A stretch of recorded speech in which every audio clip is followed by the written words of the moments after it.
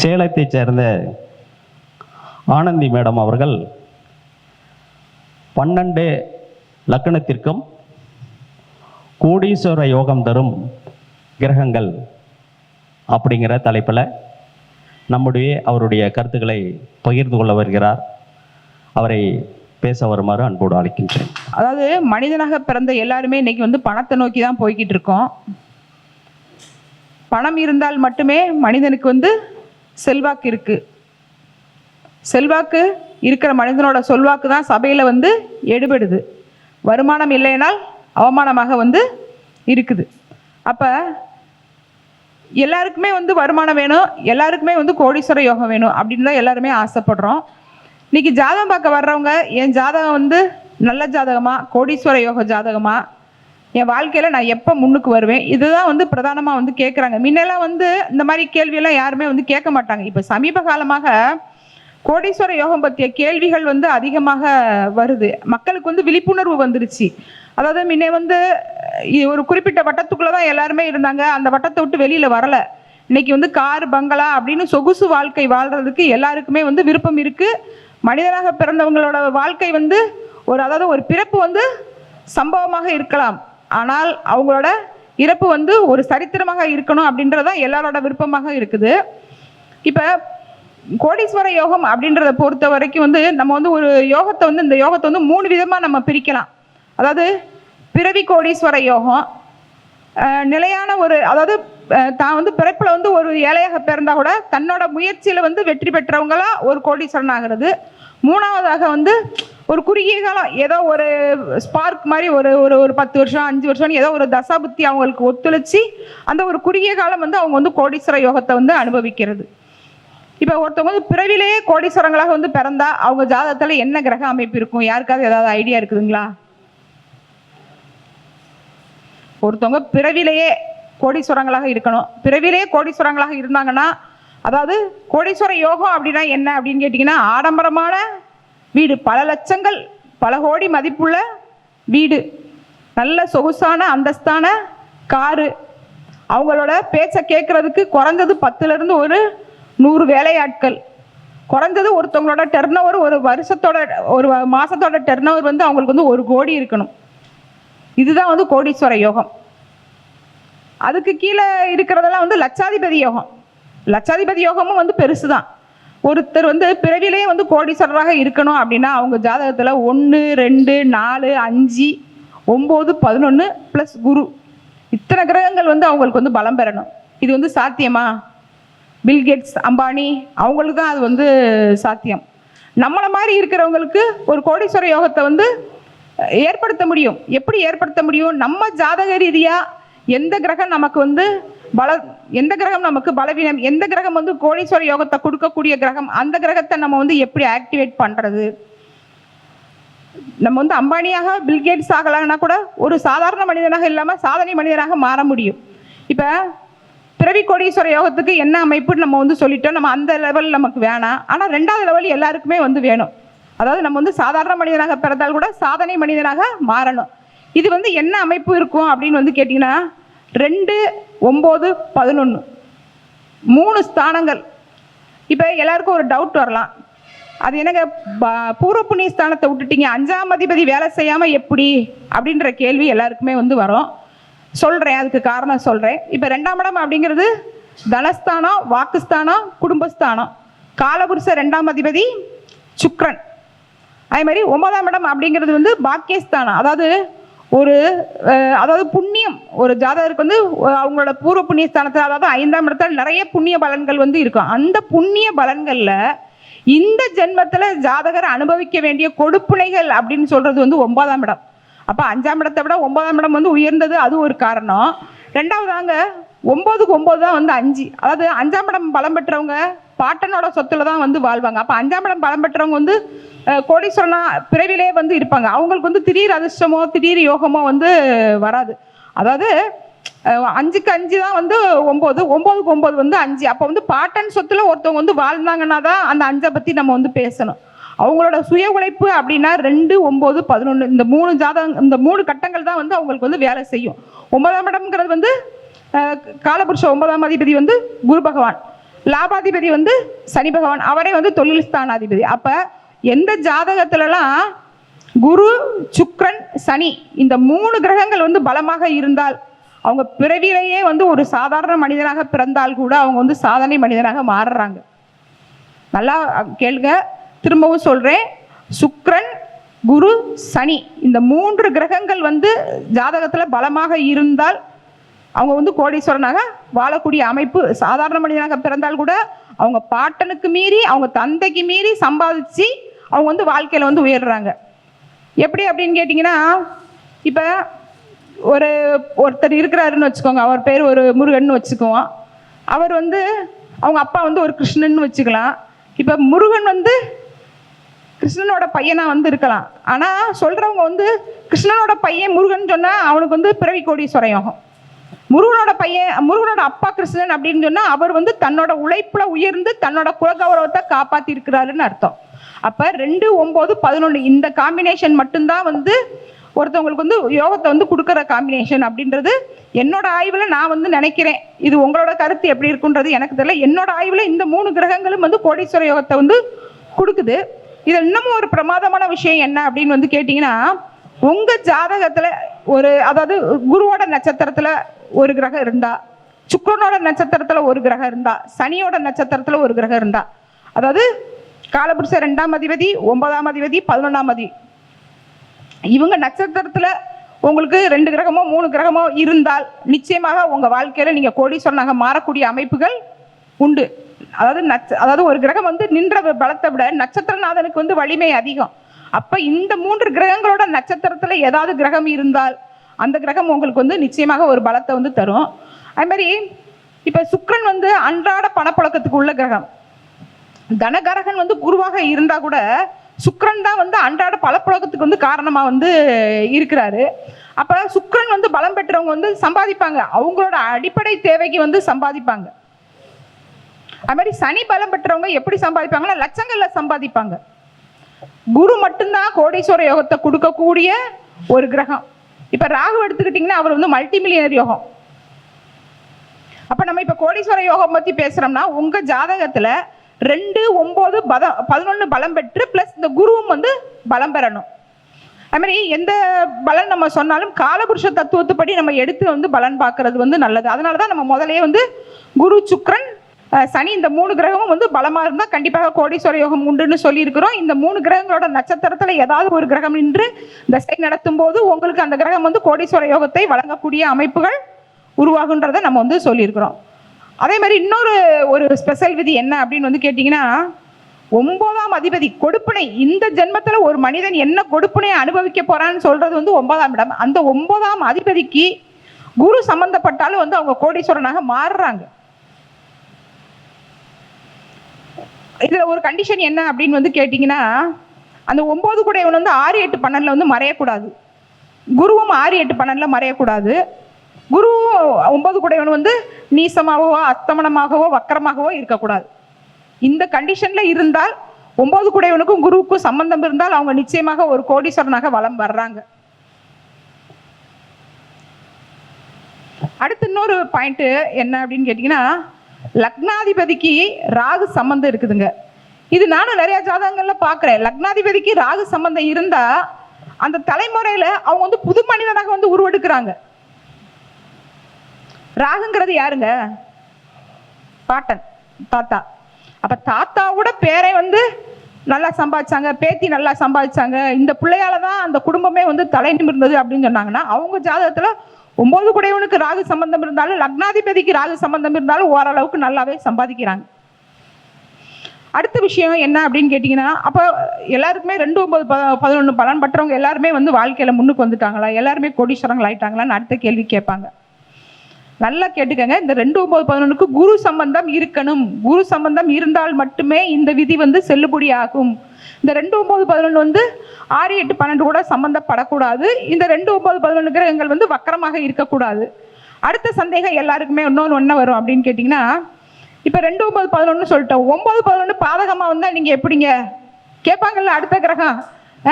ஏன்னா கமெண்ட் இப்போ போட்டிருப்பாங்க, யாராவது போட்டிருப்பாங்க, ஏங்க 2 9 11 நீங்கள் சொல்கிறீங்க, 9 பாதகமாக வரும், 11 வந்து சரலக்கணத்துக்கு பாதகமாக வரும், 9 வந்து சிறலக்கணத்துக்கு பாதகமாக வரும், அப்போ என்ன செய்யறது கேட்பீங்கல்ல? எப்பயுமேங்க உபயலக்கணத்துக்கு வந்துங்க ஒரு 50-60% பாதகம் வந்து வேலை செஞ்சிச்சுன்னா, சரலக்கணத்துக்கும் சிறலக்கணத்துக்கும் ஒரு 20% 25% பாதகம் வேலை செய்யும். பாதகம் வேலை செய்யாம போகாது. பாதகம் வேலை செஞ்சா ஜாதகர் சம்பாதிச்சுக்கிட்டே இருப்பாரு, ஆனா அவரை சார்ந்தவர்கள் அந்த பொருளாதாரத்தை அதிகமாக வந்து அனுபவிப்பார். ஜாதகர் கொஞ்சமா சும்மா தம்மா துண்டு அனுபவிப்பார், அனுபவிக்காம போக மாட்டார். அவருக்கு அந்த யோகம் வந்து கண்டிப்பாக வேலை செய்யும்.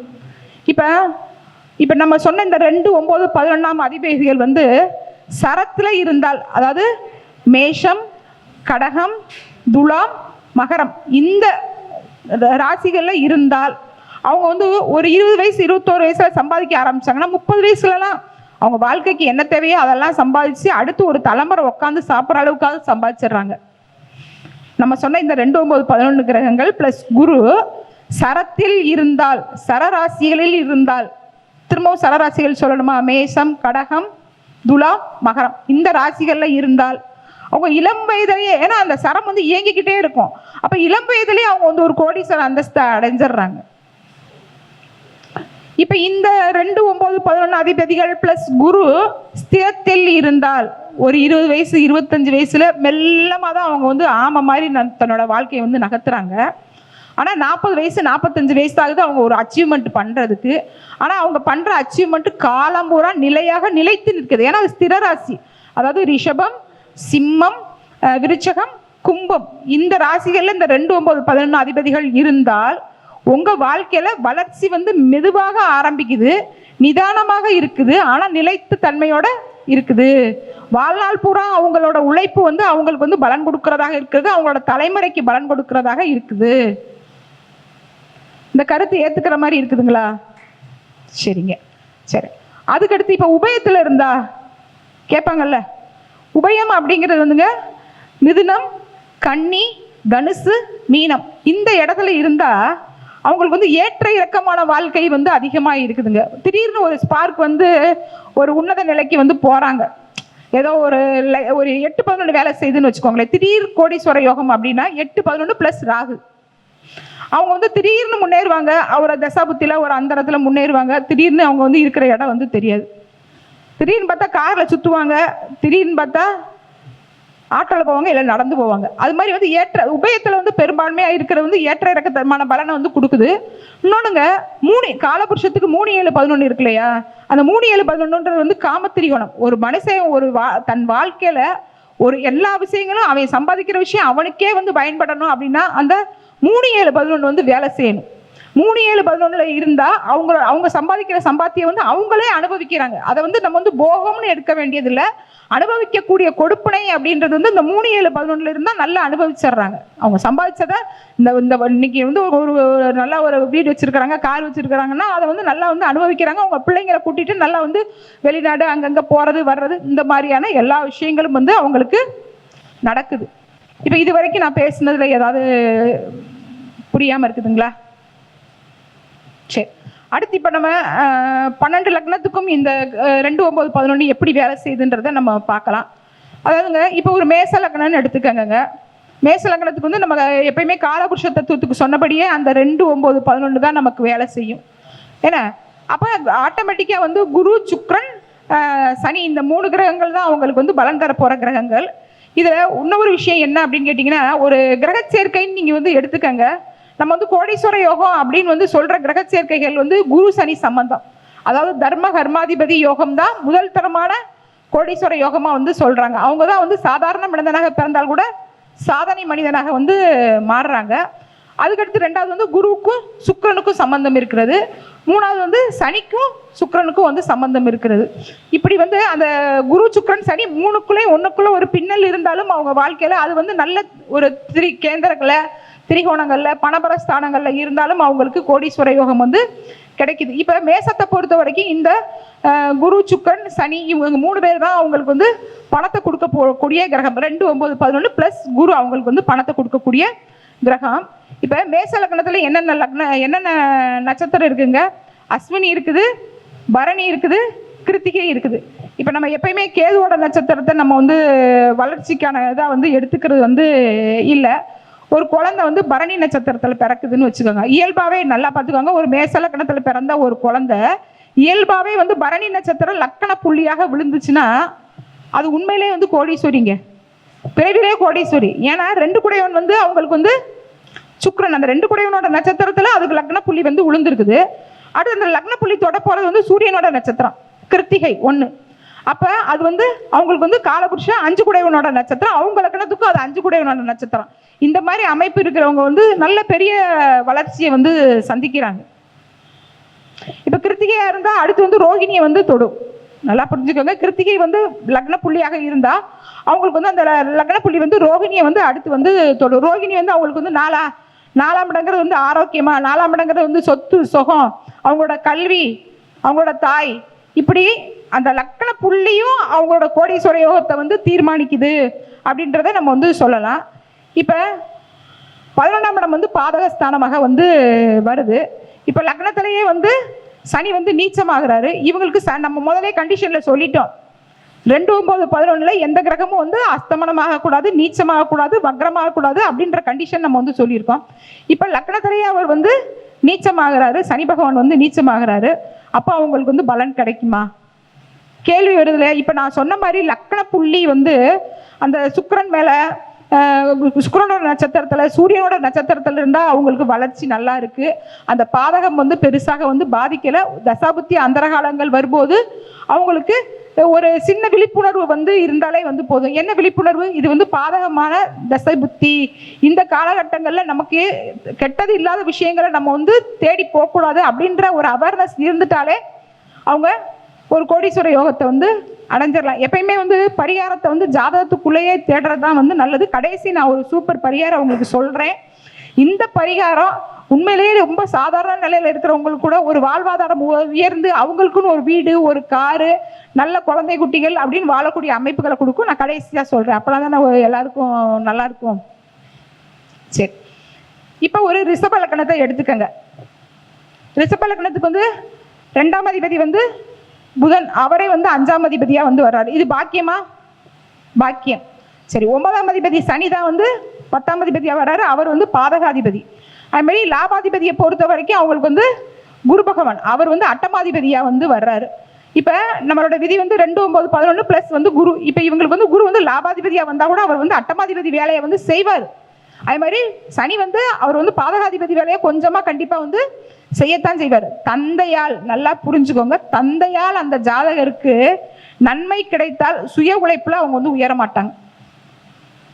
தந்தையால நன்மை கிடைக்கலன்னா அவங்க வந்து சுய உழைப்புல உயர்வாங்க. ஏன்னா தந்தை வந்து பாதகம் இல்லையா, அதனால தந்தையால நன்மை கிடைக்காதுன்னா ஜாதகர் உயர்ந்துருவார்.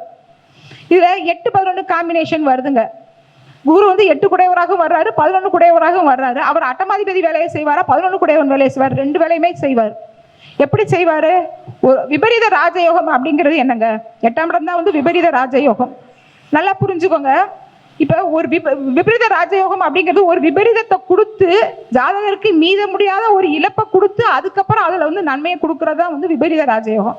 இப்ப இவங்களுக்கு வந்து 2 குடையவனும் 5 குடையவனும் புதனாக இருந்து குருவுக்கும் புதனுக்கும் சம்பந்தம் இருந்தால் உண்மையிலேயே அவங்க வந்து டாப்பு தாங்க.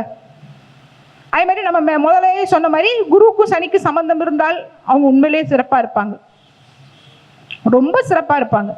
ஒரு வாடகை வருமானம் வந்து வாங்குவாங்க. அந்த 2, 5 சம்பந்தம் வந்து இருக்கிறதுனால அவங்க வந்து பேங்கிங்கு, ஆடிட்டிங்கு, டீச்சிங்கு, ஐடி இந்த மாதிரி ப்ரொஃபைல் அவங்களுக்கு நல்லா இருக்குது. பல பேர் வந்து கல்லூரி வச்சு நடத்துறவங்களா வந்து இருக்கிறாங்க.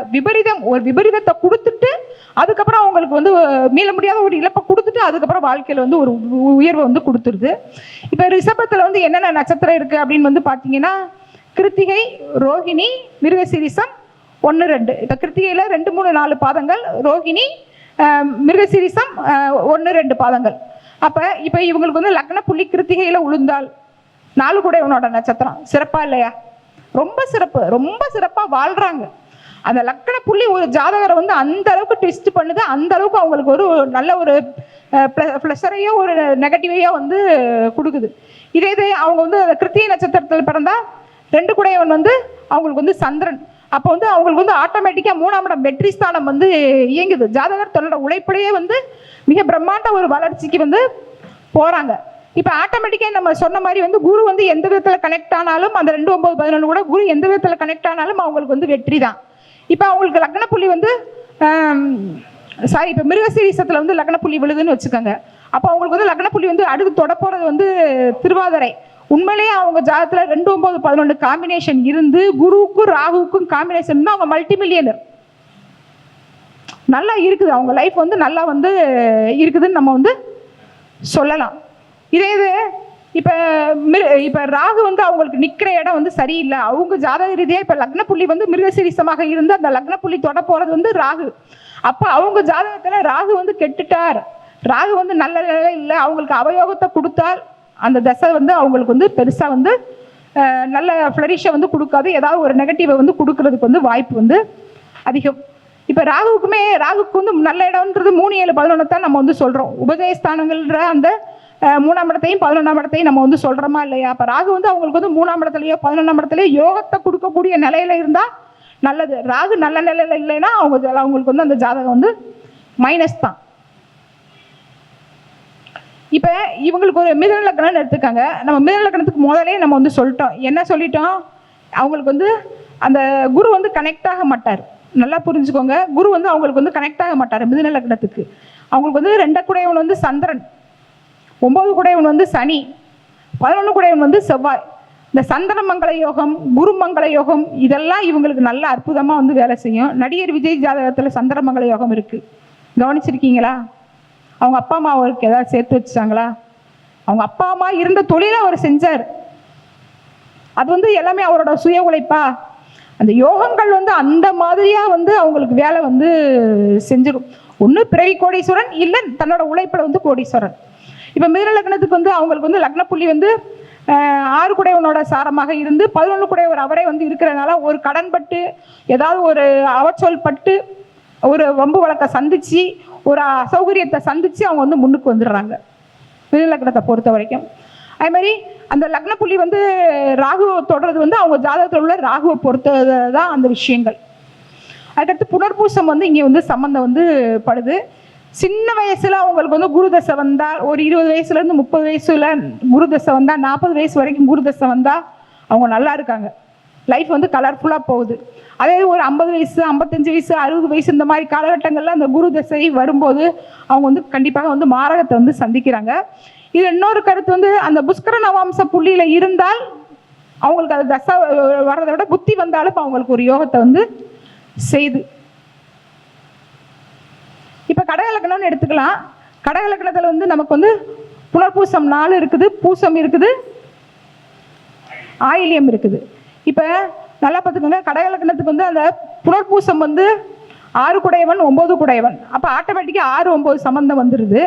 இது அவங்க வந்து பூசம் வந்து நட்சத்திரமாக அவங்களுக்கு வந்து இருக்கும்போது வந்து அது வந்து அட்டமாதிபதியாக வந்து வர்றாரு. சனி பகவான் வந்து கடகத்துக்கு வந்து அட்டமாதிபதியாக வருவார். அதே மாதிரி அவங்களுக்கு வந்து புதன் வந்து 3 12 குடையவனாக வந்து வருவார். அப்போ இவங்களுக்கு வந்து கொஞ்சம் அந்த பூசத்தில் இருக்கிறது ஒரு நெகட்டிவை வந்து கொடுக்குது. புனர்பூசத்தில் இருக்கும்போது ஓரளவுக்கு அவங்க லைஃப் வந்து நல்லாவே வந்து போகுது. ஏன்னா புனர்பூசம் வந்து தொடர்றது வந்து பூசம் தான். ஒரு யோகத்தை அனுபவிச்சுட்டு அதுக்கப்புறம் அவங்களோட வாழ்க்கை வந்து அதுக்கு மேலே வளராமல் சில பேருக்கு வந்து நிற்கிது. அந்த லக்ன புள்ளியை பொறுத்த விஷயமும் இருக்குது. அவங்க ஜாதக ரீதியாக இப்போ 2 குடையவன் வந்து சூரியன் வந்து 9ஆம் இடம் கூட வந்து கனெக்ட் ஆகுறாரு, குரு கூட வந்து கனெக்ட் ஆகுறாரு.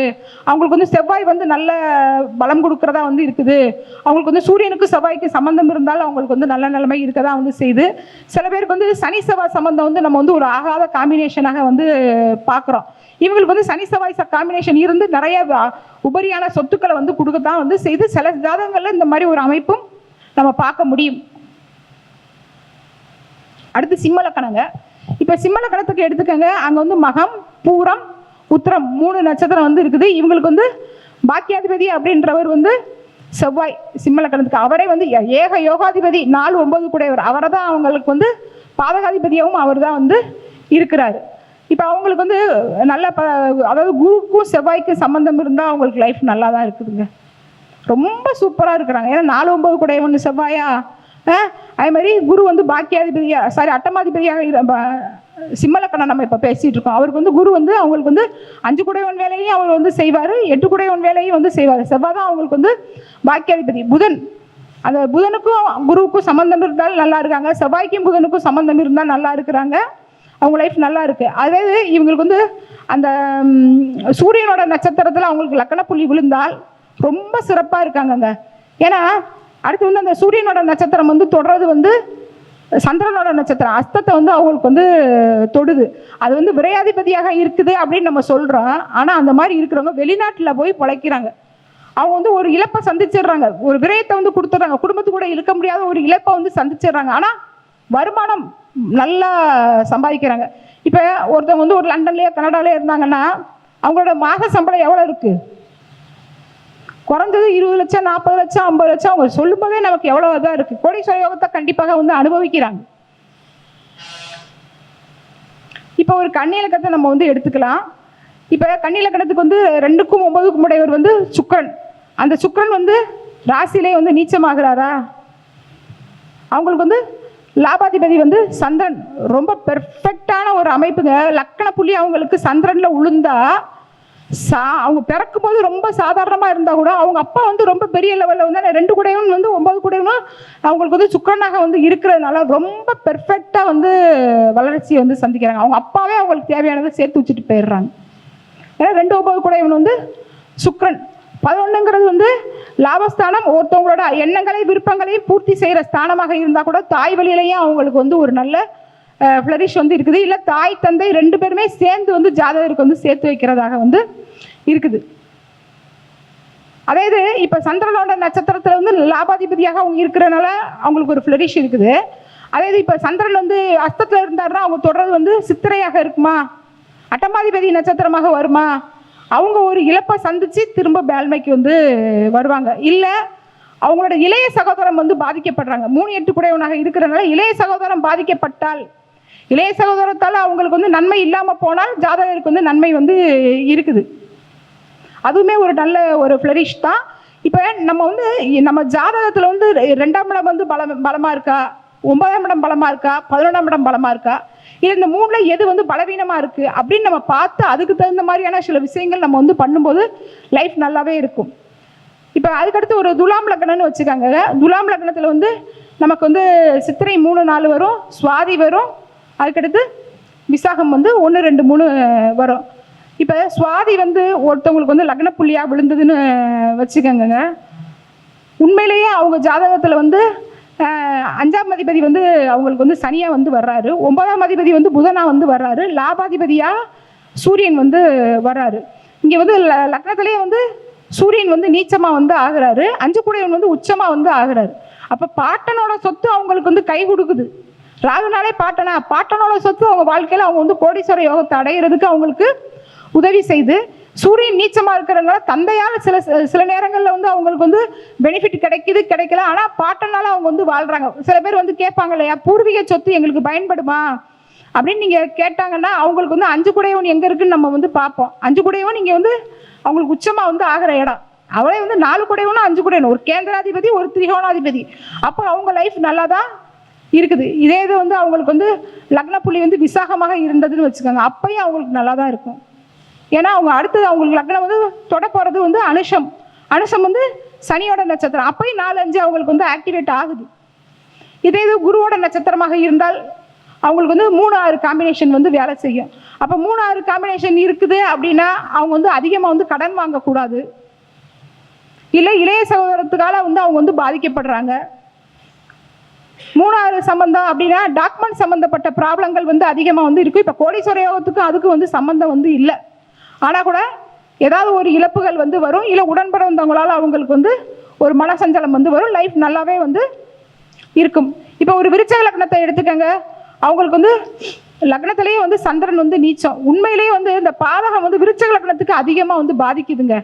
ஏன்னா காலபுருஷத்துக்கு 8ஆம் இடமா விருச்சகம், அதனால பாதக தோஷம் வந்து இங்கே வந்து அதிகமாக வந்து பாதிக்குது. அவங்களுக்கு வந்து தந்தை சேர்த்து வச்சிருந்தாலும் சரி, பாட்டன் சேர்த்து வச்சிருந்தாலும் சரி, அவரே சேர்த்து வச்சாலும் சரி, வாழ்க்கையில் வந்து அந்த சந்திரதசை வந்தால் அந்த 10 ஆண்டு காலங்கள் அவங்க படுற கஷ்டத்துக்கு வந்து ஒரு அளவே வந்து இல்லை.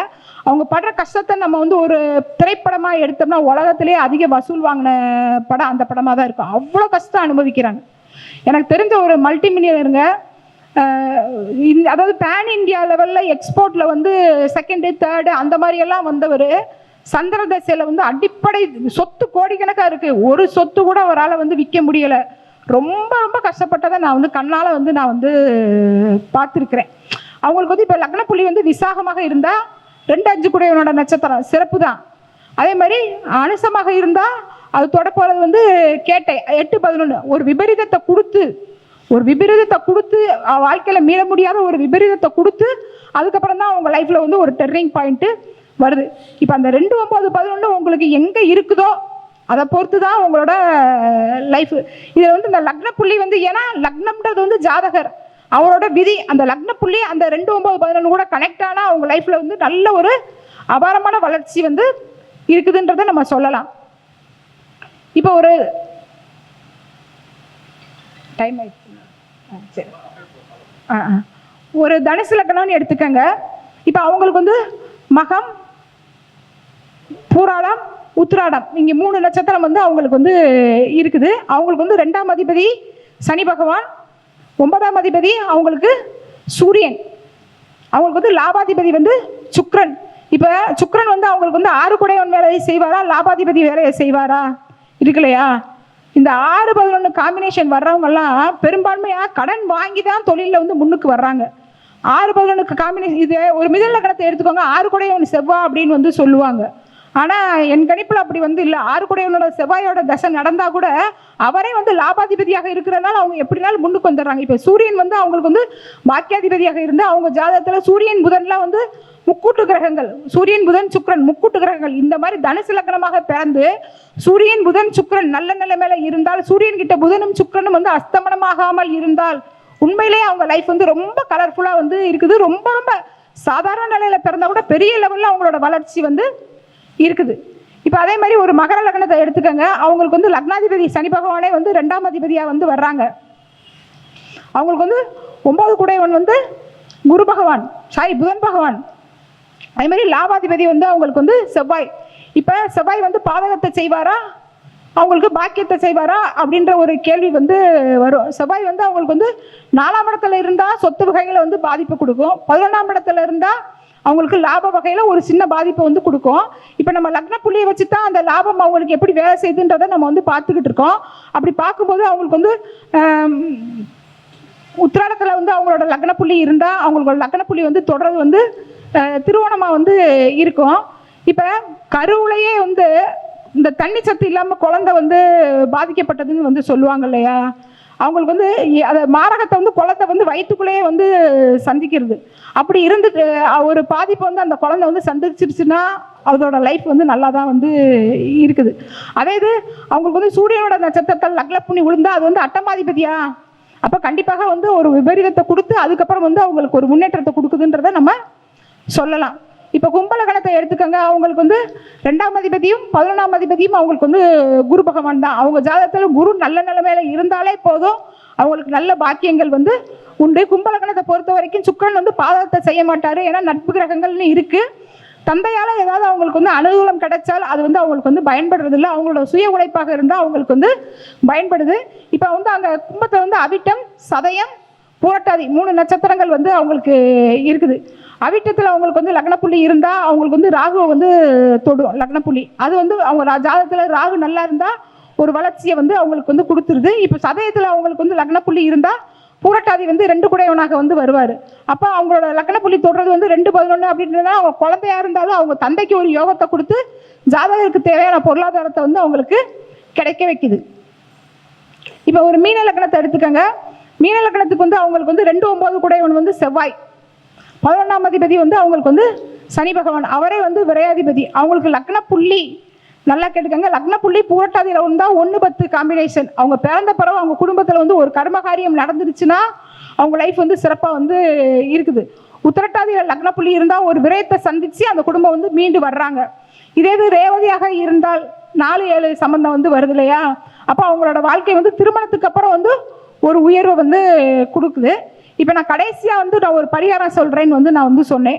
நீங்கள் எவ்வளோ தாழ்வான நிலையில் இருந்தால் கூட உங்கள் வாழ்க்கையில் உயர்ந்த உன்னதமான நிலையை நீங்கள் அடையணும்னு ஆசைப்பட்டீங்கன்னா சிவன் கோயிலில் வந்துங்க முக்கியமான விசேஷ நாட்களில் குறிப்பாக பிரதோஷம், ஆம், இந்த மாதிரி முக்கியமான நாட்கள்லாம் வந்து அமாவாசை பௌர்ணமி முக்கியமான நாட்களில் வந்து நாகாபரணம் வந்து வைப்பாங்க சாமிக்கு. அந்த நாகாபரண கோலத்தில் வந்து நீங்கள் வந்து சிவனை வந்து தரிசனம் பண்ணிட்டு வந்தீங்கனாலே தொடர்ந்து உங்களுக்கு ரொம்ப ஒரு ஃப்ளரிஷான வாழ்க்கை வந்து கிடைக்கும். ராகுங்கிறவர் எவருங்க? யோகத்தை கொடுக்குறவரா? மல்டி மில்லியனர் யோகத்தை கொடுக்குறவரா? சிவன்றவர் வந்து அழித்தல் கடவுளா? அழித்தல்னா நம்மளோட கஷ்டத்தை அழிக்கிறவர், நம்மளை அழிக்கிறவர் கிடையாது. நம்மளோட கஷ்டத்தை வந்து அழிக்கிறவர். நீங்கள் வந்து சிவன் கோயிலில் அந்த நாகாபர தரிசனத்தை நீங்கள் வந்து பார்த்தீங்கன்னா உங்கள் வாழ்க்கையில் மேன்மையான வளர்ச்சி உண்டு. அதிகமான காலம் எடுத்துக்கிட்டேன். வாய்ப்புக்கு நன்றி. இதை நேரம் என் பொறுமையாக என்னோட பேச்சை கேட்டதுக்கு நன்றி. யூடியூப் வழியாக இந்த நிகழ்ச்சியை பார்த்து கொண்டிருக்கிற அனைத்து நல்லுள்ளங்களுக்கும் நன்றிகள். ஆனந்தி, சேலம் 9865220406.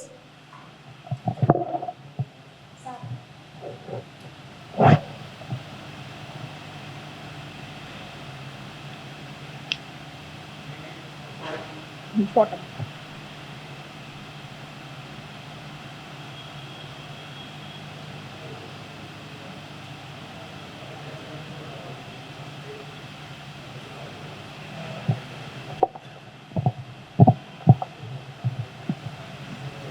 ஆனந்தி மேடம் அவர்களுக்கு துரைசாமி ஐயா பொன்னாடை போர்த்தி கௌரவிக்குமாறு கேட்டுக்கொள்கிறேன்.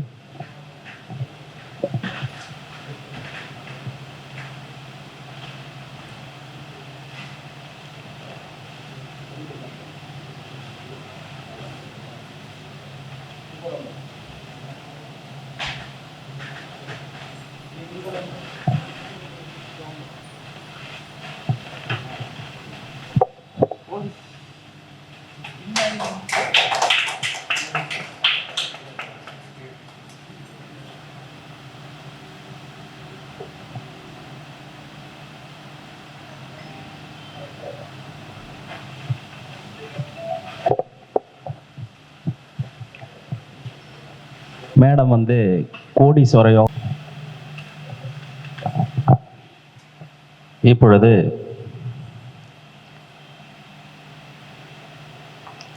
ஜோதிட பேச்சாளர்களை மேடைக்கு அழைக்கும் நிகழ்வு.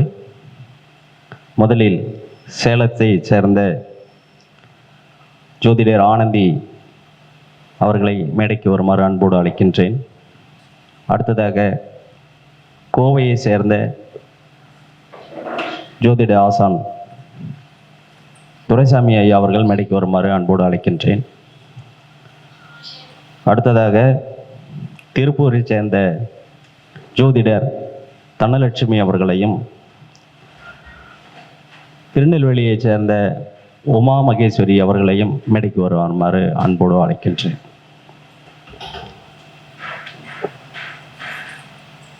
இன்று 17வது கருத்தரங்கம்.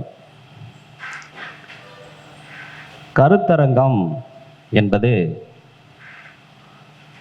ஒருவருக்குள்ள கருத்துக்களை மற்றவரிடம் கூறி, ஒரு சபையில் கூறி அந்த கருத்திற்கு விளக்கம் கேட்பது, அல்லது அது சரி அல்லது தவறு என்று ஒரு விதியை ஏற்றுக்கொள்ளும் ஒரு அமைப்பு இன்று மட்டுமல்ல, பண்டைய காலம் தொட்டு தமிழை சங்கம் வைத்து வளர்த்த நம் முன்னோர்கள் முதல் சங்கம், இடைச்சங்கம், கடைச்சங்கம் என்று நமது 3 பேரரசர்களும் சேர, சோழ, பாண்டிய மன்னர்கள் இந்த தமிழை சங்கம் வைத்து வளர்த்தார்கள். அதே போல ஜோதிடத்தையும் இதுபோல ஒரு கருத்தரங்கு, சங்கம், ஒரு பொதுக்கூட்டம் என்ற அமைப்பை உண்டாக்கி அதன் மூலியம் இந்த ஜோதிடத்தை மக்களுக்கு கொண்டு செல்ல வேண்டும் என்ற ஒரு நல்ல முயற்சியில் நடத்தப்படுவதுதான் கருத்தரங்கம். முன்பெல்லாம் இந்த கருத்தரங்கிற்கு முன் வசதி எதுவும் இல்லை. அதாவது டிவி சேனல்கள்லாம் எதுவும் இல்லாத காலத்தில் ஒரு இடத்துல மாதா மாதம் அந்த கருத்தரங்கை நடத்தி ஒரு செய்தியை மக்களுக்கு சொல்லும் விதமாக இருந்தது. ஒரு காலத்தில் இந்த ஜோதிடம் என்பது ஒரு சாரார் கையில் மட்டுமே இருந்தது. இப்பொழுது அனைவரது வீட்டிலும் அந்த ஜோதிடத்தை பற்றி ஒரு புரிதல் இருக்கிறது. அந்த புரிதலில் சில விஷயங்களில் மாறுபாடு இருக்கலாம். ஆனால் ஜோதிடம் என்பது அனைவரது வீடுகளிலும் இன்று எட்டி இருக்கிறது என்பது ஜோதிடருக்கெல்லாம் ஒரு நல்ல செய்தி. மேலும் நாம் கற்றுக்கொண்ட நல்ல தகவல்களை மக்களுக்கு நல்ல முறையில் சொல்லி கொடுத்து அல்லது அவருக்கு நல்ல பயணிக்கும் விதமாக ஒரு ஜோதிடர் ஆசானாக மாற வேண்டும். அந்த ஒரு ஜோதிடர் ஆசானாக மாறுவதற்கு அனுபவம், ஆராய்ச்சி ரொம்ப தேவை. அந்த அடிப்படையில் இங்கே ஜோதிடராக வருபவர்கள் பணத்தை மையமாக கொண்டு மட்டுமல்லாமல் ஆராய்ச்சி செய்து ஆசிரியராகவும் உயர இந்த சங்கம் ஜோதிடர்களை வாழ்த்துகிறது. முதல்ல நமக்கு ஒரு விஷயம் தெரிஞ்சா கூட தெரிஞ்சது சரியா தப்பான்னு ஒரு களத்தில் தான் சரி பார்க்க முடியும். நாமளே ஒரு செய்தியை தெரிந்து கொண்டு அந்த செய்தி சரிதான் என்று நாமளே முடிவு கட்ட விட முடியாது. அது எதிராளிக்கு முதல்ல சொல்லணும். அந்த எதிராளிக்கு சொல்லி சரியாக இருக்குதுன்னு அவர் ஒத்துக்கணும். அதுக்கப்புறமா இது ஒருத்தருக்கு மட்டும்தான் ஒத்து வருதா இல்லை எல்லாத்துக்கும் ஒத்து வருதாங்கிறத முயற்சி பண்ணி பார்க்கணும். அதுக்கப்புறமா அந்த செய்தியை ஒரு சபைக்கு கொண்டு வரணும். அந்த சபைக்கு அந்த சபையில் உள்ளவர்கள் அங்கீகாரம் செய்யணும். அதுக்கப்புறம்தான் அந்த விதி நிலையானது அப்படின்னு முன்னைய காலத்தில் இருந்தது. இப்பெல்லாம் அப்படி கிடையாது. இப்போ எதேதோ சொல்கிறாங்க, அதெல்லாம் ஜோதிடமா அப்படின்னா அதுக்குள்ளே நம்ம போக வேண்டியதில்லை. நமக்கு ஒரு கருத்து இருக்குது, அந்த கருத்து சரியானதா அப்படிங்கிறத ஏற்றுக்கிறதுக்கு அதில் இருக்கிற நல்ல விஷயங்களை மட்டும் நாம் எடுத்துக்கிட்டு தீய விஷயங்கள் இருந்தால் அதை நீங்கள் புறம் கூறி அதை அவர்களோடு வாக்காடக்கூடாது, வாதாடக்கூடாது. அந்த மாதிரி ஒரு ஜோதிடர் இருக்கணும். அப்போ நிறைய அறிவு இருக்கிறவங்க என்ன பண்ணுவாங்கன்னா வாதாட மாட்டாங்க, வாக்குவாதம் பண்ணுவாங்க மாட்டாங்க. அதை அவங்க பொருத்தி பார்த்து சரியில்லைன்னா விட்டுருவாங்க. அவரு சொன்னது தப்பு, இவர் சொன்னது தப்புன்னு சபையில் சொல்லக்கூடாது. ஒரு இடத்துல சரின்னு படுறது இன்னொரு இடத்துல சரின்னு படுறதில்லை. இது உலக நியதி. ஒரு இடத்துக்கு அரசாங்கம் கொடுக்குற அனுமதி இன்னொரு இடத்துக்கு அரசாங்கம் கொடுப்பதில்லை. அது சூழ்நிலை. அப்போ இதையெல்லாம் கருத்தில் கொண்டு தான் ஒரு ஜோதிடம் சொல்லணும் அப்படிங்கிறத எந்த தீர்மானமோ கட்டாயமோ எங்கும் விதிக்கப்படவில்லை. அவரவர் ஏற்றுக்கொள்ளக்கூடிய சூழ்நிலை, ஒத்துப்போகக்கூடிய சூழ்நிலை அவருக்கு இருந்தால் அவருக்கு அது சரி, மற்றவருக்கு அது தவறு என்ற கருத்தின் அடிப்படையிலேயே ஜோதிடத்தை பார்க்க வேண்டும். ஜோதிடம் அப்படிங்கிறது என்னன்னா ஒளி உள்ள இடம் ஜோதிடம், ஜோதி இருக்கும் இடம் ஜோதிடம். அப்போ ஒரு வெளிச்சம் இருக்கிற இடத்துக்கு ஒருத்தர் நம்மளை நாடி வராங்க. இப்போ ஒரு விளக்கு இருக்கு அப்படின்னா ஒரு விட்டில் பூச்சி அதை தேடி வருது. அந்த விட்டில் பூச்சியை தேடி ஒரு பல்லி வரும், அந்த பல்லியை தேடி ஒரு பாம்பு வரும். அப்போ ஒன்றை தேடி ஒன்றை வாழ்வது தான் மனிதனுக்கு. அப்போ ஒளி எந்த இடத்துல இருக்கோ, சில பேர் என்னங்கிறதா அறிவுங்கிறத ஒளிங்கிறாங்க. அது இல்லை. அறிவுங்கிறது பணத்தை சம்பாதிக்க பயன்படும். ஆனால் ஒருத்தனை நல்லவனை மாற்றுறதுக்கு அவனுடைய அறிவு பயன்படாது. இப்போ ஒருவருக்கு ஒளி என்பது ஞானம் அப்படின்னு பேர். இப்போ யாருக்கு அறிவை அதிகமாக பயன்படுத்தி சமுதாயத்தில் பயன்படுத்தி ஞானத்தை உண்டாக்கிறார்களோ அவர்கள் சொல்லுவது இந்த சமுதாயத்தில் ஈடுபடும். அப்போ ஞானம் அதிகமாக வேணும் அப்படின்னா அறிவை தாண்டி சில விஷயங்கள் நமக்கு வேணும். அதனால் அந்த ஜோதிடம் அப்படிங்கிறது ஒளி உள்ள இடம். அப்போ நமக்கு முதல்ல ஒளி இருக்கணும்.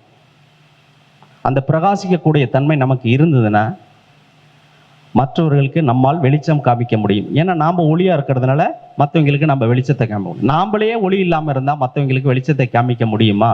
முடியாது. என்ற அடிப்படையில் ஒவ்வொரு ஜோதிடரும் தன்னை ஒளியாக்கி கொள்ள வேண்டும் என்று கூறி இந்த கருத்தரங்கின் முதல் பேச்சாளராக சேலத்தைச் சேர்ந்த ஆனந்தி மேடம் அவர்கள் 12 லக்னத்திற்கும் கோடீஸ்வர யோகம் தரும் கிரகங்கள் அப்படிங்கிற தலைப்பில் அவருடைய கருத்துக்களை பகிர்ந்து கொள்ள வருகிறார். அவரை பேச வருமாறு அன்போடு அழைக்கின்றேன்.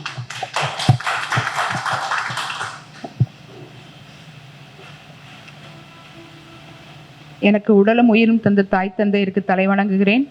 ஜோதிட ஞானம் வழங்கிய அனைத்து ஜோதிட குருமார்களின் பொற்பாதங்களை நமஸ்கரிக்கிறேன். நவசக்தி ஜோதிட குழு நடத்தும் 17வது மாதாந்திர கருத்தரங்கிற்கு வருகை தந்திருக்கும் அனைத்து ஜோதிட ஆசான்களையும் ஜோதிட ஆர்வலர்களையும் வருக வருக என வரவேற்கிறேன்.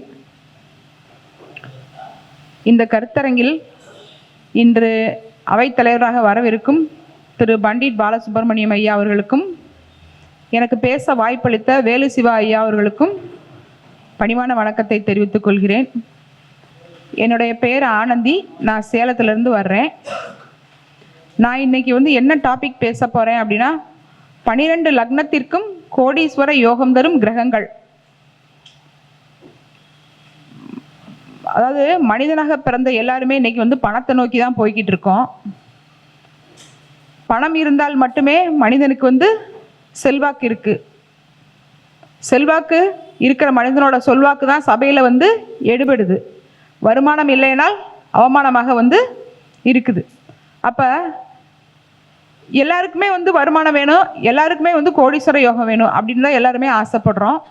இன்னைக்கு ஜாதகம் பார்க்க வர்றவங்க என் ஜாதகம் நல்ல ஜாதகமா, கோடீஸ்வர யோக ஜாதகமா, என் வாழ்க்கையில் நான் எப்போ முன்னுக்கு வருவேன், இதுதான் பிரதானமாக கேட்குறாங்க. முன்னெல்லாம் இந்த மாதிரி கேள்வியெல்லாம் யாருமே கேட்க மாட்டாங்க. இப்போ சமீப காலமாக கோடீஸ்வர யோகம் பற்றிய கேள்விகள் அதிகமாக வருது. மக்களுக்கு விழிப்புணர்வு வந்துருச்சு. அதாவது முன்னே ஒரு குறிப்பிட்ட வட்டத்துக்குள்ளே தான் எல்லாருமே இருந்தாங்க. அந்த வட்டத்தை விட்டு வெளியில் வரலை. இன்னைக்கு கார் பங்களா அப்படின்னு சொகுசு வாழ்க்கை வாழ்கிறதுக்கு எல்லாருக்குமே விருப்பம் இருக்குது. மனிதனாக பிறந்தவங்களோட வாழ்க்கை அதாவது ஒரு பிறப்பு சம்பவமாக இருக்கலாம், ஆனால் அவங்களோட இறப்பு ஒரு சரித்திரமாக இருக்கணும் அப்படின்றதான் எல்லாரோட விருப்பமாக இருக்குது.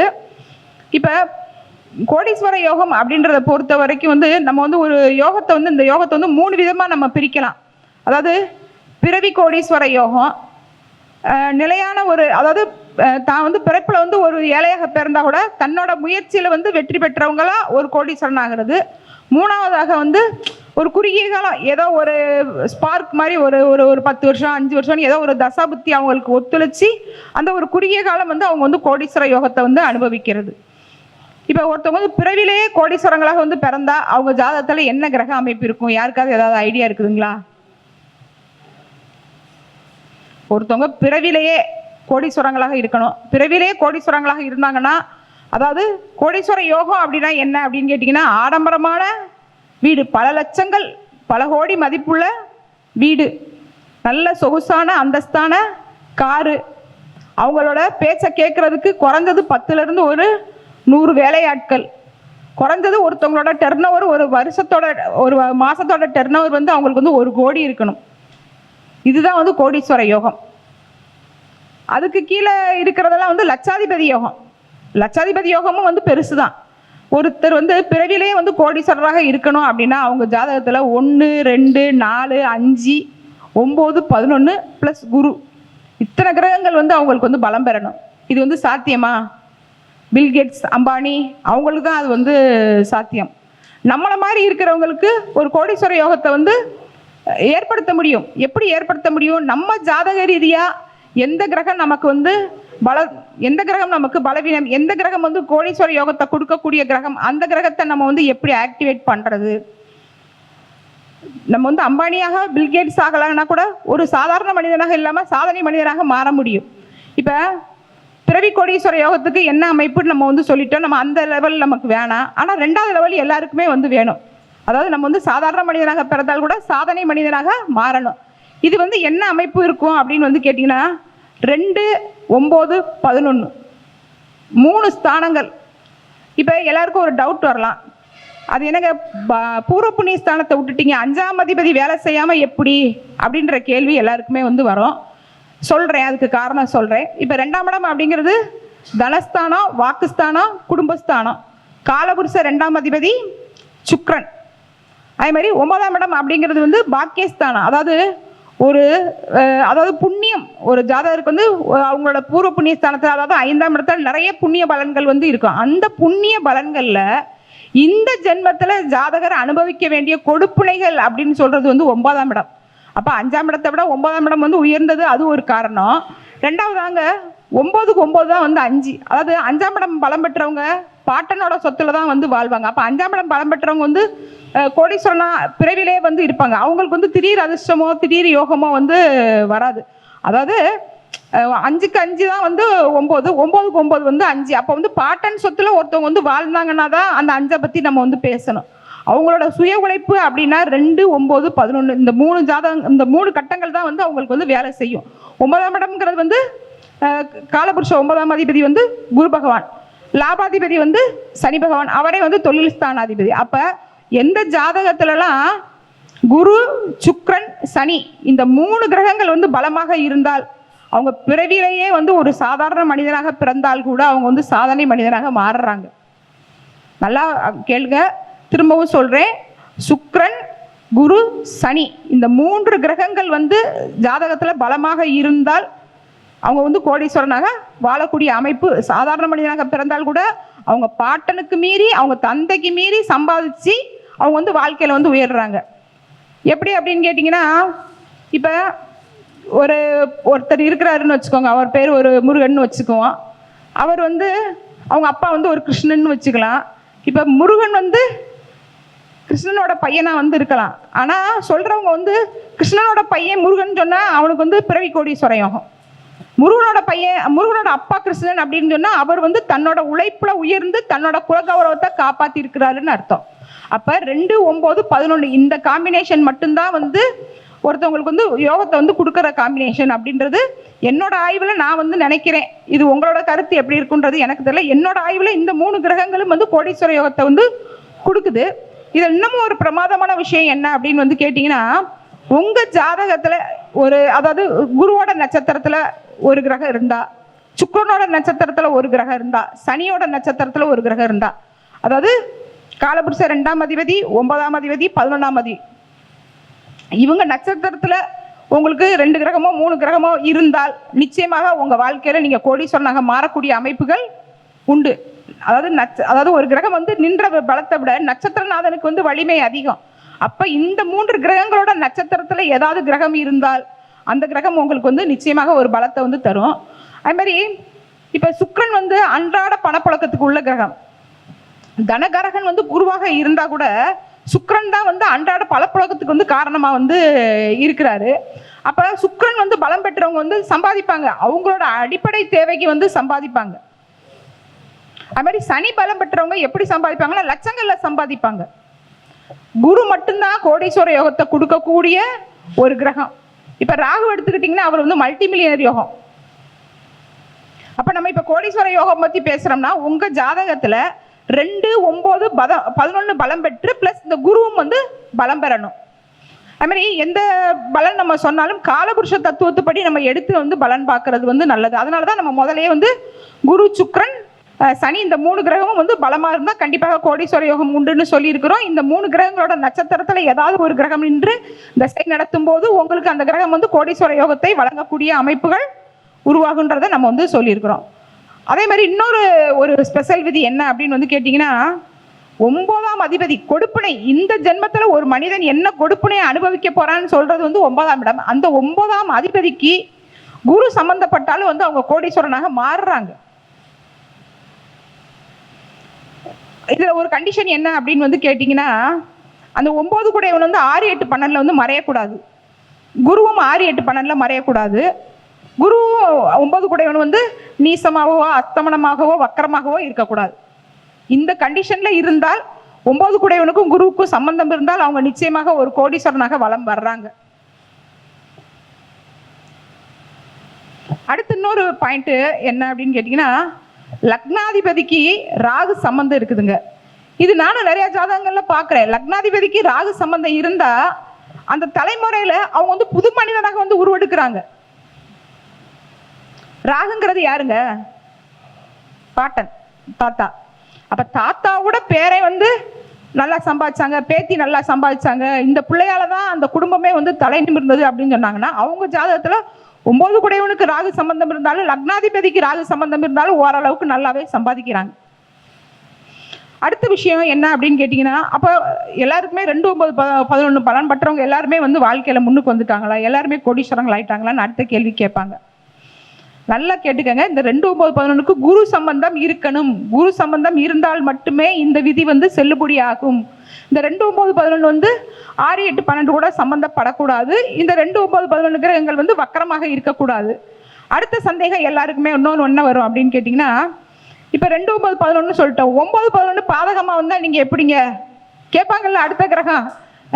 ஏன்னா கமெண்ட் இப்போ போட்டிருப்பாங்க, யாராவது போட்டிருப்பாங்க, ஏங்க 2, 9, 11 நீங்கள் சொல்கிறீங்க, 9 பாதகமாக வரும், 11 வந்து சரலக்கணத்துக்கு பாதகமாக வரும், 9 வந்து சிறலக்கணத்துக்கு பாதகமாக வரும், அப்போ என்ன செய்யறது கேட்பீங்கல்ல. எப்பயுமேங்க உபயலக்கணத்துக்கு வந்துங்க ஒரு 50-60% பாதகம் வந்து வேலை செஞ்சிச்சுன்னா, சரலக்கணத்துக்கும் சிறலக்கணத்துக்கும் ஒரு 20%, 25% பாதகம் வேலை செய்யும். பாதகம் வேலை செய்யாமல் போகாது. பாதகம் வேலை செஞ்சால் ஜாதகர் சம்பாதிச்சுக்கிட்டே இருப்பார். ஆனால் அவரை சார்ந்தவர்கள் அந்த பொருளாதாரத்தை அதிகமாக வந்து அனுபவிப்பார். ஜாதகர் கொஞ்சம் சும்மா தம்மா துண்டு அனுபவிப்பார், அனுபவிக்காமல் போக மாட்டார். அவருக்கு அந்த யோகம் வந்து கண்டிப்பாக வேலை செய்யும்.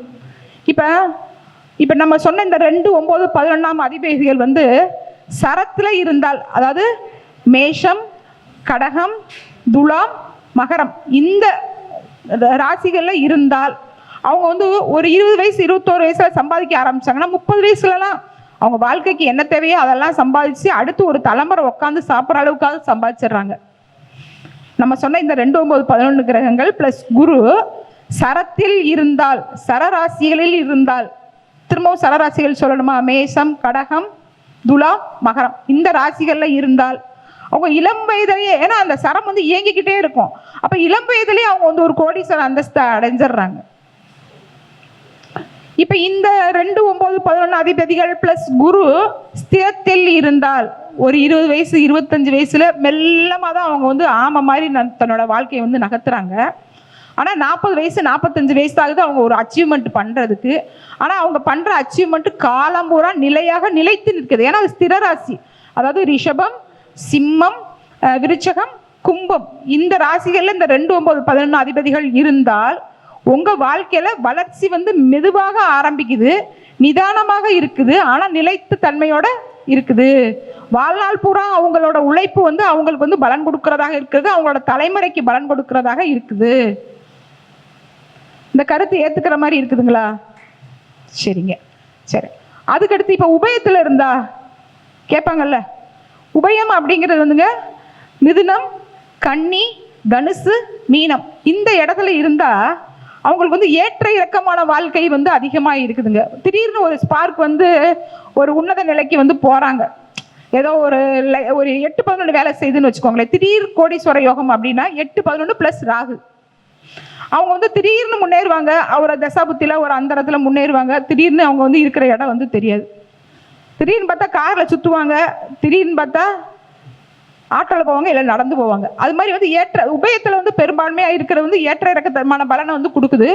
இன்னொன்றுங்க 3 காலபுருஷத்துக்கு 3, 7, 11 இருக்கு இல்லையா, அந்த 3, 7, 11ன்றது வந்து காமத்திரிகோணம். ஒரு மனுஷன் ஒரு தன் வாழ்க்கையில ஒரு எல்லா விஷயங்களும் அவன் சம்பாதிக்கிற விஷயம் அவனுக்கே வந்து பயன்படணும் அப்படின்னா அந்த 3, 7, 11 வந்து வேலை செய்யணும்.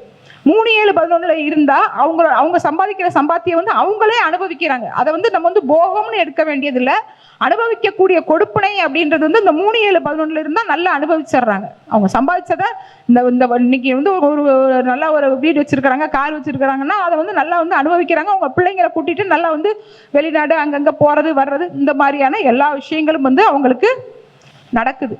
இப்போ இது வரைக்கும் நான் பேசுனதுல ஏதாவது புரியாம இருக்குதுங்களா? சரி, அடுத்து இப்போ நம்ம 12 லக்னத்துக்கும் இந்த 2, 9, 11 எப்படி வேலை செய்யுதுன்றதை நம்ம பார்க்கலாம். அதாவதுங்க இப்போ ஒரு மேச லக்னம்னு எடுத்துக்கங்க. மேச லக்னத்துக்கு வந்து நம்ம எப்பயுமே காலபுருஷ தத்துவத்துக்கு சொன்னபடியே அந்த 2, 9, 11 தான் நமக்கு வேலை செய்யும். ஏன்னா அப்போ ஆட்டோமேட்டிக்காக வந்து குரு, சுக்கிரன், சனி இந்த 3 கிரகங்கள் தான் அவங்களுக்கு வந்து பலன் தர போகிற கிரகங்கள். இதுல இன்னொரு விஷயம் என்ன அப்படின்னு கேட்டீங்கன்னா, ஒரு கிரக சேர்க்கைன்னு நீங்க வந்து எடுத்துக்கங்க. நம்ம வந்து கோடீஸ்வர யோகம் அப்படின்னு வந்து சொல்ற கிரக சேர்க்கைகள் வந்து குரு சனி சம்பந்தம். அதாவது தர்ம கர்மாதிபதி யோகம் தான் முதல் தரமான கோடீஸ்வர யோகமா வந்து சொல்றாங்க. அவங்க தான் வந்து சாதாரண மனிதனாக பிறந்தால் கூட சாதனை மனிதனாக வந்து மாறுறாங்க. அதுக்கடுத்து ரெண்டாவது வந்து குருவுக்கும் சுக்கிரனுக்கும் சம்பந்தம் இருக்கிறது. மூணாவது வந்து சனிக்கும் சுக்கிரனுக்கும் வந்து சம்பந்தம் இருக்கிறது. இப்படி வந்து அந்த குரு சுக்கிரன் சனி மூணுக்குள்ளே ஒண்ணுக்குள்ள ஒரு பின்னல் இருந்தாலும் அவங்க வாழ்க்கையில அது வந்து நல்ல ஒரு கேந்திரங்களை திரிகோணங்கள்ல பணபர ஸ்தானங்கள்ல இருந்தாலும் அவங்களுக்கு கோடீஸ்வர யோகம் வந்து கிடைக்குது. இப்ப மேசத்தை பொறுத்த வரைக்கும் இந்த குரு சுக்கரன் சனி இவங்க 3 பேர் தான் அவங்களுக்கு வந்து பணத்தை கொடுக்க போகக்கூடிய கிரகம். 2 9 11 பிளஸ் குரு அவங்களுக்கு வந்து பணத்தை கொடுக்கக்கூடிய கிரகம். இப்ப மேச லக்னத்துல என்னென்ன நட்சத்திரம் இருக்குங்க? அஸ்வினி இருக்குது, பரணி இருக்குது, கிருத்திகை இருக்குது. இப்ப நம்ம எப்பயுமே கேதுவோட நட்சத்திரத்தை நம்ம வந்து வளர்ச்சிக்கான இதாக வந்து எடுத்துக்கிறது வந்து இல்லை. ஒரு குழந்தை வந்து பரணி நட்சத்திரத்துல பிறக்குதுன்னு வச்சுக்கோங்க, இயல்பாவே நல்லா பார்த்துக்கோங்க. ஒரு மேச லக்னத்துல பிறந்த ஒரு குழந்தை இயல்பாவே வந்து பரணி நட்சத்திரம் லக்கண புள்ளியாக விழுந்துச்சுன்னா அது உண்மையிலேயே வந்து கோடீஸ்வரிங்க, பிறவிலே கோடீஸ்வரி. ஏன்னா 2 குடையவன் வந்து அவங்களுக்கு வந்து சுக்கிரன், அந்த 2 குடையவனோட நட்சத்திரத்துல அதுக்கு லக்ன புள்ளி வந்து விழுந்திருக்குது. அடுத்து அந்த லக்ன புள்ளி தொட போறது வந்து சூரியனோட நட்சத்திரம் கிருத்திகை 1. அப்ப அது வந்து அவங்களுக்கு வந்து காலபுருஷன் 5 குடையவனோட நட்சத்திரம், அவங்க லக்னத்துக்கும் அது 5 குடையவனோட நட்சத்திரம். இந்த மாதிரி அமைப்பு இருக்கிறவங்க வந்து நல்ல பெரிய வளர்ச்சியை வந்து சந்திக்கிறாங்க. இப்ப கிருத்திகையா இருந்தா அடுத்து வந்து ரோகிணியை வந்து தொடும். நல்லா புரிஞ்சுக்கோங்க, கிருத்திகை வந்து லக்ன புள்ளியாக இருந்தா அவங்களுக்கு வந்து அந்த லக்ன புள்ளி வந்து ரோகிணியை வந்து அடுத்து வந்து தொடும். ரோகிணி வந்து அவங்களுக்கு வந்து நாலாம் இடங்கிறது வந்து ஆரோக்கியமா, 4ஆம் இடங்கிறது வந்து சொத்து சுகம், அவங்களோட கல்வி, அவங்களோட தாய், இப்படி அந்த லக்கண புள்ளியும் அவங்களோட கோடீஸ்வர யோகத்தை வந்து தீர்மானிக்குது அப்படின்றத நம்ம வந்து சொல்லலாம். இப்ப 11ஆம் இடம் வந்து பாதகஸ்தானமாக வந்து வருது. இப்ப லக்னத்திலேயே வந்து சனி வந்து நீச்சமாகிறாரு. இவங்களுக்கு நம்ம முதலே கண்டிஷன்ல சொல்லிட்டோம், 2 9 11 எந்த கிரகமும் வந்து அஸ்தமனமாக கூடாது, நீச்சமாக கூடாது, வக்ரமாக கூடாது அப்படின்ற கண்டிஷன் நம்ம வந்து சொல்லியிருக்கோம். இப்ப லக்னத்திலேயே அவர் வந்து நீச்சமாகிறாரு, சனி பகவான் வந்து நீச்சமாகிறாரு. அப்ப அவங்களுக்கு வந்து பலன் கிடைக்குமா கேள்வி வருது இல்லையா? இப்ப நான் சொன்ன மாதிரி லக்கண புள்ளி வந்து அந்த சுக்கிரன் மேல, சுக்கிரனோட நட்சத்திரத்துல சூரியனோட நட்சத்திரத்துல இருந்தா அவங்களுக்கு வளர்ச்சி நல்லா இருக்கு.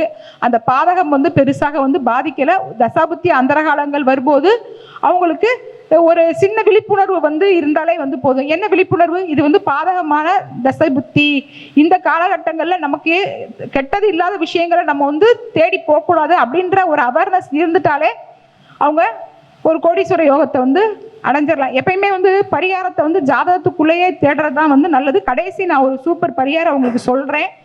இந்த பரிகாரம் உண்மையிலேயே ரொம்ப சாதாரண நிலையில இருக்கிறவங்களுக்கு கூட ஒரு வாழ்வாதாரம் உயர்ந்து அவங்களுக்குன்னு ஒரு வீடு, ஒரு காரு, நல்ல குழந்தை குட்டிகள் அப்படின்னு வாழக்கூடிய அமைப்புகளை கொடுக்கும். நான் கடைசியா சொல்றேன், அப்பெல்லாம் தான் எல்லாருக்கும் நல்லா இருக்கும். சரி, இப்ப ஒரு ரிஷப லக்னத்தை எடுத்துக்கங்க. ரிஷப லக்னத்துக்கு வந்து 2ஆம் அதிபதி வந்து புதன், அவரே வந்து 5ஆம் அதிபதியா வந்து வர்றாரு. இது பாக்கியமா? பாக்கியம். சரி, 9ஆம் அதிபதி சனி தான் வந்து 10ஆம் அதிபதியா வர்றாரு. அவர் வந்து பாதகாதிபதி. அது மாதிரி லாபாதிபதியை பொறுத்த வரைக்கும் அவங்களுக்கு வந்து குரு பகவான், அவர் வந்து 8ஆம் வந்து வர்றாரு. இப்ப நம்மளோட விதி வந்து 2 9 11 பிளஸ் வந்து குரு. இப்ப இவங்களுக்கு வந்து குரு வந்து லாபாதிபதியா வந்தா கூட அவர் வந்து 8ஆம் வேலையை வந்து செய்வார்.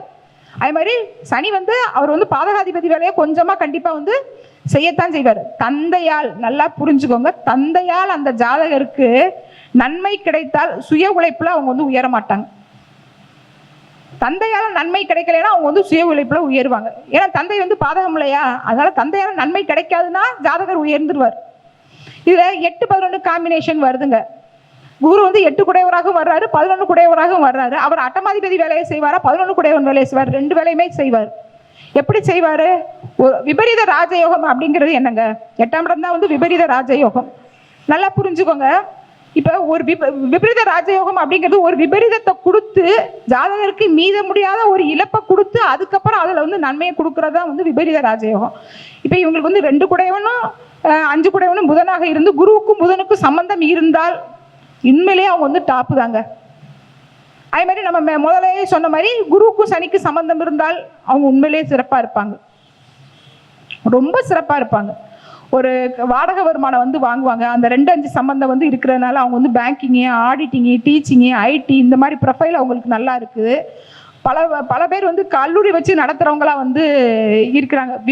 ஒரு விபரீதத்தை கொடுத்துட்டு அதுக்கப்புறம் அவங்களுக்கு வந்து மீள முடியாத ஒரு இழப்பை கொடுத்துட்டு அதுக்கப்புறம் வாழ்க்கையில வந்து ஒரு உயர்வை வந்து கொடுத்துருது. இப்ப ரிஷபத்துல வந்து என்னென்ன நட்சத்திரம் இருக்கு அப்படின்னு வந்து பாத்தீங்கன்னா, கிருத்திகை, ரோகிணி, மிருகசீரிஷம் 1, 2. இப்ப கிருத்திகையில 2, 3, 4 பாதங்கள், ரோகிணி, மிருகசீரிஷம் 1, 2 பாதங்கள். அப்ப இப்ப இவங்களுக்கு வந்து லக்ன புள்ளி கிருத்திகையில உளுந்தால் 4 கூடையவனோட நட்சத்திரம் சிறப்பா இல்லையா? ரொம்ப சிறப்பு, ரொம்ப சிறப்பா வாழ்றாங்க. அந்த லக்ன புள்ளி ஒரு ஜாதகரை வந்து அந்த அளவுக்கு ட்விஸ்ட் பண்ணுது, அந்த அளவுக்கு அவங்களுக்கு ஒரு நல்ல ஒரு ப்ளஷரையோ ஒரு நெகட்டிவையோ வந்து கொடுக்குது. இதே அவங்க வந்து கிருத்திகை நட்சத்திரத்தில் பிறந்தா 2 கூடையவன் வந்து அவங்களுக்கு வந்து சந்திரன். அப்போ வந்து அவங்களுக்கு வந்து ஆட்டோமேட்டிக்கா 3ஆம் இடம் வெற்றி ஸ்தானம் வந்து இயங்குது. ஜாதகர் தன்னோட உழைப்பிலேயே வந்து மிக பிரம்மாண்ட ஒரு வளர்ச்சிக்கு வந்து போறாங்க. இப்ப ஆட்டோமேட்டிக்கா நம்ம சொன்ன மாதிரி வந்து குரு வந்து எந்த விதத்துல கனெக்ட் ஆனாலும் அந்த 2, 9, 11 கூட குரு எந்த விதத்துல கனெக்ட் ஆனாலும் அவங்களுக்கு வந்து வெற்றி தான். இப்ப அவங்களுக்கு லக்ன புள்ளி வந்து இப்ப மிருகசீரிஷத்துல வந்து லக்ன புள்ளி விழுதுன்னு வச்சுக்கோங்க. அப்ப அவங்களுக்கு வந்து லக்ன புள்ளி வந்து அடுத்து தொட போறது வந்து திருவாதிரை. உண்மையிலேயே அவங்க ஜாதகத்துல 2, 9, 11 காம்பினேஷன் இருந்து குருவுக்கும் ராகுவுக்கும் காம்பினேஷன் தான் அவங்க மல்டி மில்லியனர் நல்லா இருக்குது. அவங்க லைஃப் வந்து நல்லா வந்து இருக்குதுன்னு நம்ம வந்து சொல்லலாம். இதே இது இப்ப ராகு வந்து அவங்களுக்கு நிக்கிற இடம் வந்து சரியில்லை. அவங்க ஜாதக ரீதியா இப்ப லக்ன புள்ளி வந்து மிருகசீரிஷமாக இருந்து அந்த லக்ன புள்ளி தொட போறது வந்து ராகு. அப்ப அவங்க ஜாதகத்துல ராகு வந்து கெட்டுட்டார், ராகு வந்து நல்ல நிலை இல்லை, அவங்களுக்கு அவயோகத்தை கொடுத்தால் அந்த தசை வந்து அவங்களுக்கு வந்து பெருசா வந்து நல்ல ஃப்ளரிஷை வந்து கொடுக்காது, ஏதாவது ஒரு நெகட்டிவை வந்து கொடுக்கறதுக்கு வந்து வாய்ப்பு வந்து அதிகம். இப்ப ராகுக்கு வந்து நல்ல இடம்ன்றது 3, 7, 11 தான் நம்ம வந்து சொல்றோம். உபஜயஸ்தானங்கள்ன்ற அந்த 3ஆம் இடத்தையும் 11ஆம் இடத்தையும் நம்ம வந்து சொல்றோமா இல்லையா? அப்ப ராகு வந்து அவங்களுக்கு வந்து 3ஆம் இடத்துலயோ 11ஆம் இடத்துலயோ யோகத்தை கொடுக்கக்கூடிய நிலையில இருந்தா நல்லது. ராகு நல்ல நிலையில இல்லைன்னா அவங்களுக்கு வந்து அந்த ஜாதகம் வந்து மைனஸ் தான். இப்ப இவங்களுக்கு ஒரு மிதுன லக்னம் எடுத்துக்காங்க. நம்ம மிதுன லக்னத்துக்கு முதலே நம்ம வந்து என்ன சொல்லிட்டோம், அவங்களுக்கு வந்து அந்த குரு வந்து கனெக்ட் ஆக மாட்டார். நல்லா புரிஞ்சுக்கோங்க, குரு வந்து அவங்களுக்கு வந்து கனெக்ட் ஆக மாட்டார் மிதுன லக்னத்துக்கு. அவங்களுக்கு வந்து 2 கூடையவன் வந்து சந்திரன், 9 கூடையவன் வந்து சனி, 11 கூடையவன் வந்து செவ்வாய். இந்த சந்திர மங்கள யோகம், குரு மங்கள யோகம் இதெல்லாம் இவங்களுக்கு நல்ல அற்புதமா வந்து வேலை செய்யும். நடிகர் விஜய் ஜாதகத்துல சந்திர மங்கள யோகம் இருக்கு, கவனிச்சிருக்கீங்களா? அவங்க அப்பா அம்மா அவருக்கு ஏதாவது சேர்த்து வச்சாங்களா? அவங்க அப்பா அம்மா இருந்த தொழிலை அவர் செஞ்சார். அது வந்து எல்லாமே அவரோட சுய உழைப்பா? அந்த யோகங்கள் வந்து அந்த மாதிரியா வந்து அவங்களுக்கு வேலை வந்து செஞ்சிடும். ஒண்ணு பிறவி கோடீஸ்வரன், இல்லை தன்னோட உழைப்புல வந்து கோடீஸ்வரன். இப்ப மிதுன லக்னத்துக்கு வந்து அவங்களுக்கு வந்து லக்ன புள்ளி வந்து 6 கூடையவனோட சாரமாக இருந்து 11 கூடையவர் அவரே வந்து இருக்கிறதுனால ஒரு கடன் பட்டு ஏதாவது ஒரு அவச்சொல் பட்டு ஒரு வம்பு வழக்கை சந்திச்சு ஒரு அசௌகரியத்தை சந்திச்சு அவங்க வந்து முன்னுக்கு வந்துடுறாங்க மிதுன லக்னத்தை பொறுத்த வரைக்கும். அதே மாதிரி அந்த லக்ன புள்ளி வந்து ராகுவை தொடர்றது வந்து அவங்க ஜாதகத்தில் உள்ள ராகுவை பொறுத்ததான் அந்த விஷயங்கள். அதுக்கடுத்து புனர்பூசம் வந்து இங்கே வந்து சம்பந்தம் வந்து படுது. சின்ன வயசுல அவங்களுக்கு வந்து குரு தசை வந்தா, ஒரு 20 வயசுல இருந்து 30 வயசுல குரு தசை வந்தா, 40 வயசு வரைக்கும் குரு தசை வந்தா அவங்க நல்லா இருக்காங்க, லைஃப் வந்து கலர்ஃபுல்லா போகுது. அதே ஒரு 50 வயசு 55 வயசு 60 வயசு இந்த மாதிரி காலகட்டங்கள்ல அந்த குரு தசை வரும்போது அவங்க வந்து கண்டிப்பாக வந்து மாரகத்தை வந்து சந்திக்கிறாங்க. இது இன்னொரு கருத்து வந்து அந்த புஷ்கர நவாம்ச புள்ளியில இருந்தால் அவங்களுக்கு அது தசை வர்றதை விட புத்தி வந்தாலும் அவங்களுக்கு ஒரு யோகத்தை வந்து செய்து. இப்ப கடக லக்னம்னு எடுத்துக்கலாம். கடக லக்னத்துல வந்து நமக்கு வந்து புனர்பூசம் 4 இருக்குது, பூசம் இருக்குது, ஆயில்யம் இருக்குது. இப்ப நல்லா பார்த்துக்கோங்க, கடக லக்னத்துக்கு வந்து அந்த புனர்பூசம் வந்து 6 கூடையவன் 9 கூடையவன். அப்ப ஆட்டோமேட்டிக்கா 6, 9 சம்பந்தம் வந்துருது. இது நாங்க வந்து பூசம் வந்து நட்சத்திரமாக அவங்களுக்கு வந்து இருக்கும்போது வந்து அது வந்து அட்டமாதிபதியாக வந்து வர்றாரு. சனி பகவான் வந்து கடகத்துக்கு வந்து அட்டமாதிபதியாக வருவாரு. அதே மாதிரி அவங்களுக்கு வந்து புதன் வந்து 3, 12 கூடையவனாக வந்து வருவாரு. அப்ப இவங்களுக்கு வந்து கொஞ்சம் அந்த பூசத்துல இருக்கிறது ஒரு நெகட்டிவை வந்து கொடுக்குது. புனர்பூசத்துல இருக்கும்போது ஓரளவுக்கு அவங்க லைஃப் வந்து நல்லாவே வந்து போகுது. ஏன்னா புனர்பூசம் வந்து தொடர்றது வந்து பூசம் தான். ஒரு யோகத்தை அனுபவிச்சுட்டு அதுக்கப்புறம் அவங்களோட வாழ்க்கை வந்து அதுக்கு மேல வளராம சில பேருக்கு வந்து நிக்குது. அந்த லக்ன புள்ளியை பொறுத்த விஷயமும் இருக்கு. அவங்க ஜாதக ரீதியா இப்போ 2 குடையவன் வந்து சூரியன் வந்து 9ஆம் இடம் கூட வந்து கனெக்ட் ஆகுறாரு, குரு கூட வந்து கனெக்ட் ஆகுறாரு, அவங்களுக்கு வந்து செவ்வாய் வந்து நல்ல பலம் கொடுக்கறதா வந்து இருக்குது, அவங்களுக்கு வந்து சூரியனுக்கு செவ்வாய்க்கு சம்பந்தம் இருந்தாலும் அவங்களுக்கு வந்து நல்ல நிலைமை இருக்கதா வந்து செய்யுது. சில பேருக்கு வந்து சனி செவ்வாய் சம்பந்தம் வந்து நம்ம வந்து ஒரு ஆகாத காம்பினேஷனாக வந்து பார்க்குறோம். இவங்களுக்கு வந்து சனி செவ்வாய் காம்பினேஷன் இருந்து நிறைய உபரியான சொத்துக்களை வந்து கொடுக்கத்தான் வந்து செய்து சில ஜாதகங்கள்ல இந்த மாதிரி ஒரு அமைப்பும் நம்ம பார்க்க முடியும். அடுத்து சிம்ம லக்கணங்க. இப்ப சிம்ம லக்கணத்துக்கு எடுத்துக்கங்க, அங்க வந்து மகம், பூரம், உத்திரம் 3 நட்சத்திரம் வந்து இருக்குது. இவங்களுக்கு வந்து பாக்கியாதிபதி அப்படின்றவர் வந்து செவ்வாய் சிம்ம லக்கணத்துக்கு. அவரே வந்து ஏக யோகாதிபதி 4 9 கூடையவர். அவரை தான் அவங்களுக்கு வந்து பாதகாதிபதியாகவும் அவர் தான் வந்து இருக்கிறாரு. இப்போ அவங்களுக்கு வந்து நல்ல அதாவது குருக்கும் செவ்வாய்க்கும் சம்பந்தம் இருந்தால் அவங்களுக்கு லைஃப் நல்லா தான் இருக்குதுங்க, ரொம்ப சூப்பராக இருக்கிறாங்க. ஏன்னா 4 9 கூடையவன் செவ்வாயா, அதே மாதிரி குரு வந்து பாக்கியாதிபதியா அட்டமாதிபதியாக சிம்மலக்கணம் நம்ம இப்போ பேசிட்டு இருக்கோம். அவருக்கு வந்து குரு வந்து அவங்களுக்கு வந்து 5 குடையவன் வேலையும் அவர் வந்து செய்வார், 8 குடையவன் வேலையும் வந்து செய்வார். செவ்வாய் தான் அவங்களுக்கு வந்து பாக்கியாதிபதி. புதன், அந்த புதனுக்கும் குருவுக்கும் சம்பந்தம் இருந்தால் நல்லா இருக்காங்க, செவ்வாய்க்கும் புதனுக்கும் சம்பந்தம் இருந்தால் நல்லா இருக்கிறாங்க, அவங்க லைஃப் நல்லா இருக்கு. அதாவது இவங்களுக்கு வந்து அந்த சூரியனோட நட்சத்திரத்தில் அவங்களுக்கு லக்கண புள்ளி விழுந்தால் ரொம்ப சிறப்பாக இருக்காங்கங்க. ஏன்னா அடுத்து வந்து அந்த சூரியனோட நட்சத்திரம் வந்து தொடர்றது வந்து சந்திரனோட நட்சத்திரம் அஸ்தத்தை வந்து அவங்களுக்கு வந்து தொடுது. அது வந்து விரையாதிபதியாக இருக்குது அப்படின்னு நம்ம சொல்றோம். ஆனால் அந்த மாதிரி இருக்கிறவங்க வெளிநாட்டில் போய் பிழைக்கிறாங்க. அவங்க வந்து ஒரு இழப்பை சந்திச்சிடுறாங்க, ஒரு விரயத்தை வந்து கொடுத்துட்றாங்க, குடும்பத்து கூட இருக்க முடியாத ஒரு இழப்பை வந்து சந்திச்சிடுறாங்க. ஆனால் வருமானம் நல்லா சம்பாதிக்கிறாங்க. இப்போ ஒருத்தவங்க வந்து ஒரு லண்டன்லேயே கனடாலே இருந்தாங்கன்னா அவங்களோட மாத சம்பளம் எவ்வளோ இருக்கு? குறைஞ்சது 20 லட்சம் 40 லட்சம் 50 லட்சம். அவங்க சொல்லும்போதே நமக்கு எவ்வளோ இதாக இருக்கு. கோடீஸ்வர யோகத்தை கண்டிப்பாக வந்து அனுபவிக்கிறாங்க. இப்போ ஒரு கன்னிலக்கணத்தை நம்ம வந்து எடுத்துக்கலாம். இப்போ கன்னிலக்கணத்துக்கு வந்து 2க்கும் 9க்கும் உடையவர் வந்து சுக்கிரன். அந்த சுக்கிரன் வந்து ராசியிலே வந்து நீச்சமாகிறாரா, அவங்களுக்கு வந்து லாபாதிபதி வந்து சந்திரன்.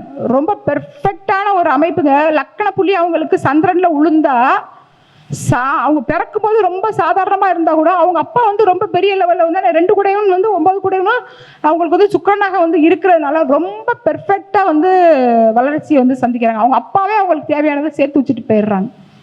ஏன்னா 2 9 கூடையவன் வந்து சுக்கிரன். 11ங்கிறது வந்து லாபஸ்தானம். ஒருத்தவங்களோட எண்ணங்களை விருப்பங்களையும் பூர்த்தி செய்கிற ஸ்தானமாக இருந்தால் கூட தாய் வழியிலையும் அவங்களுக்கு வந்து ஒரு நல்ல ஃப்ளரிஷ் வந்து இருக்குது. இல்லை தாய் தந்தை 2 பேருமே சேர்ந்து வந்து ஜாதகருக்கு வந்து சேர்த்து வைக்கிறதாக வந்து இருக்குது. அதாவது இப்போ சந்திரனோட நட்சத்திரத்தில் வந்து லாபாதிபதியாக அவங்க இருக்கிறனால அவங்களுக்கு ஒரு ஃப்ளரிஷ் இருக்குது. அதாவது இப்போ சந்திரன் வந்து அஸ்தத்தில் இருந்தாருன்னா அவங்க தொடர்றது வந்து சித்திரையாக இருக்குமா, அட்டமாதிபதி நட்சத்திரமாக வருமா, அவங்க ஒரு இழப்பை சந்திச்சு திரும்ப பேல்மைக்கு வந்து வருவாங்க. இல்லை அவங்களோட இளைய சகோதரம் வந்து பாதிக்கப்படுறாங்க. 3 8 கூடையவனாக இருக்கிறனால இளைய சகோதரம் பாதிக்கப்பட்டால், இளைய சகோதரத்தால் அவங்களுக்கு வந்து நன்மை இல்லாமல் போனால் ஜாதகருக்கு வந்து நன்மை வந்து இருக்குது. அதுவுமே ஒரு நல்ல ஒரு ஃப்ளரிஷ் தான். இப்போ நம்ம வந்து நம்ம ஜாதகத்தில் வந்து 2ஆம் இடம் வந்து பலமாக இருக்கா, 9ஆம் இடம் பலமாக இருக்கா, 11ஆம் இடம் பலமாக இருக்கா, இந்த 3ல எது வந்து பலவீனமாக இருக்குது அப்படின்னு நம்ம பார்த்து அதுக்கு தகுந்த மாதிரியான சில விஷயங்கள் நம்ம வந்து பண்ணும்போது லைஃப் நல்லாவே இருக்கும். இப்போ அதுக்கடுத்து ஒரு துலாம் லக்னம்னு வச்சுக்காங்க. துலாம் லக்னத்தில் வந்து நமக்கு வந்து சித்திரை 3 4 வரும், சுவாதி வரும், அதுக்கடுத்து விசாகம் வந்து 1 2 3 வரும். இப்போ சுவாதி வந்து ஒருத்தவங்களுக்கு வந்து லக்ன புள்ளியாக விழுந்ததுன்னு வச்சுக்கோங்க. உண்மையிலேயே அவங்க ஜாதகத்தில் வந்து 5ஆம் அதிபதி வந்து அவங்களுக்கு வந்து சனியாக வந்து வர்றாரு, 9ஆம் அதிபதி வந்து புதனாக வந்து வர்றாரு, லாபாதிபதியாக சூரியன் வந்து வர்றாரு. இங்கே வந்து லக்னத்திலேயே வந்து சூரியன் வந்து நீச்சமாக வந்து ஆகிறாரு, 5 கூடையவன் வந்து உச்சமாக வந்து ஆகிறாரு. அப்போ பாட்டனோட சொத்து அவங்களுக்கு வந்து கை கொடுக்குது.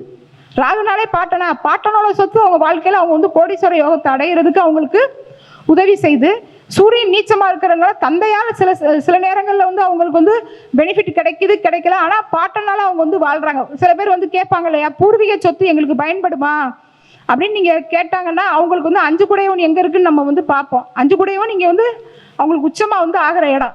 அவளே வந்து 4 கூடையவனும் 5 கூடையவனும் ஒரு கேந்திராதிபதி ஒரு திரிகோணாதிபதி. அப்போ அவங்க லைஃப் நல்லா தான் இருக்குது. இதே இது வந்து அவங்களுக்கு வந்து லக்ன புள்ளி வந்து விசாகமாக இருந்ததுன்னு வச்சுக்கோங்க, அப்பயும் அவங்களுக்கு நல்லா தான் இருக்கும். ஏன்னா அவங்க அடுத்தது அவங்களுக்கு லக்னம் வந்து தொட போகிறது வந்து அனுஷம் வந்து சனியோட நட்சத்திரம். அப்பயும் 4 5 அவங்களுக்கு வந்து ஆக்டிவேட் ஆகுது. இதே இது குருவோட நட்சத்திரமாக இருந்தால் அவங்களுக்கு வந்து 3-6 காம்பினேஷன் வந்து வேலை செய்யும். அப்போ 3-6 காம்பினேஷன் இருக்குது அப்படின்னா அவங்க வந்து அதிகமாக வந்து கடன் வாங்கக்கூடாது. இல்லை இளைய சகோதரத்துக்கால வந்து அவங்க வந்து பாதிக்கப்படுறாங்க. 3-6 சம்பந்தம் அப்படின்னா டாக்குமெண்ட் சம்மந்தப்பட்ட ப்ராப்ளங்கள் வந்து அதிகமாக வந்து இருக்கும். இப்போ கோடீஸ்வர யோகத்துக்கும் அதுக்கும் வந்து சம்மந்தம் வந்து இல்லை. ஆனால் கூட ஏதாவது ஒரு இழப்புகள் வந்து வரும். இல்லை உடன்பிறந்தவங்களால் அவங்களுக்கு வந்து ஒரு மனசஞ்சலம் வந்து வரும். லைஃப் நல்லாவே வந்து இருக்கும். இப்போ ஒரு விருச்சக லக்னத்தை எடுத்துக்கங்க. அவங்களுக்கு வந்து லக்னத்திலேயே வந்து சந்திரன் வந்து நீச்சம். உண்மையிலேயே வந்து இந்த பாதகம் வந்து விருச்சக லக்னத்துக்கு அதிகமாக வந்து பாதிக்குதுங்க. ஏன்னா காலபுருஷத்துக்கு 8ஆம் இடமா விருச்சகம். அதனால பாதக தோஷம் வந்து இங்கே வந்து அதிகமாக வந்து பாதிக்குது. அவங்களுக்கு வந்து தந்தை சேர்த்து வச்சிருந்தாலும் சரி, பாட்டன் சேர்த்து வச்சிருந்தாலும் சரி, அவரே சேர்த்து வச்சாலும் சரி, வாழ்க்கையில் வந்து இந்த சந்திர தசை வந்தால் அந்த 10 ஆண்டு காலங்கள் அவங்க படுற கஷ்டத்துக்கு வந்து ஒரு அளவே வந்து இல்லை. அவங்க படுற கஷ்டத்தை நம்ம வந்து ஒரு திரைப்படமாக எடுத்தோம்னா உலகத்திலே அதிக வசூல் வாங்கின படம் அந்த படமாக தான் இருக்கும். அவ்வளோ கஷ்டம் அனுபவிக்கிறாங்க.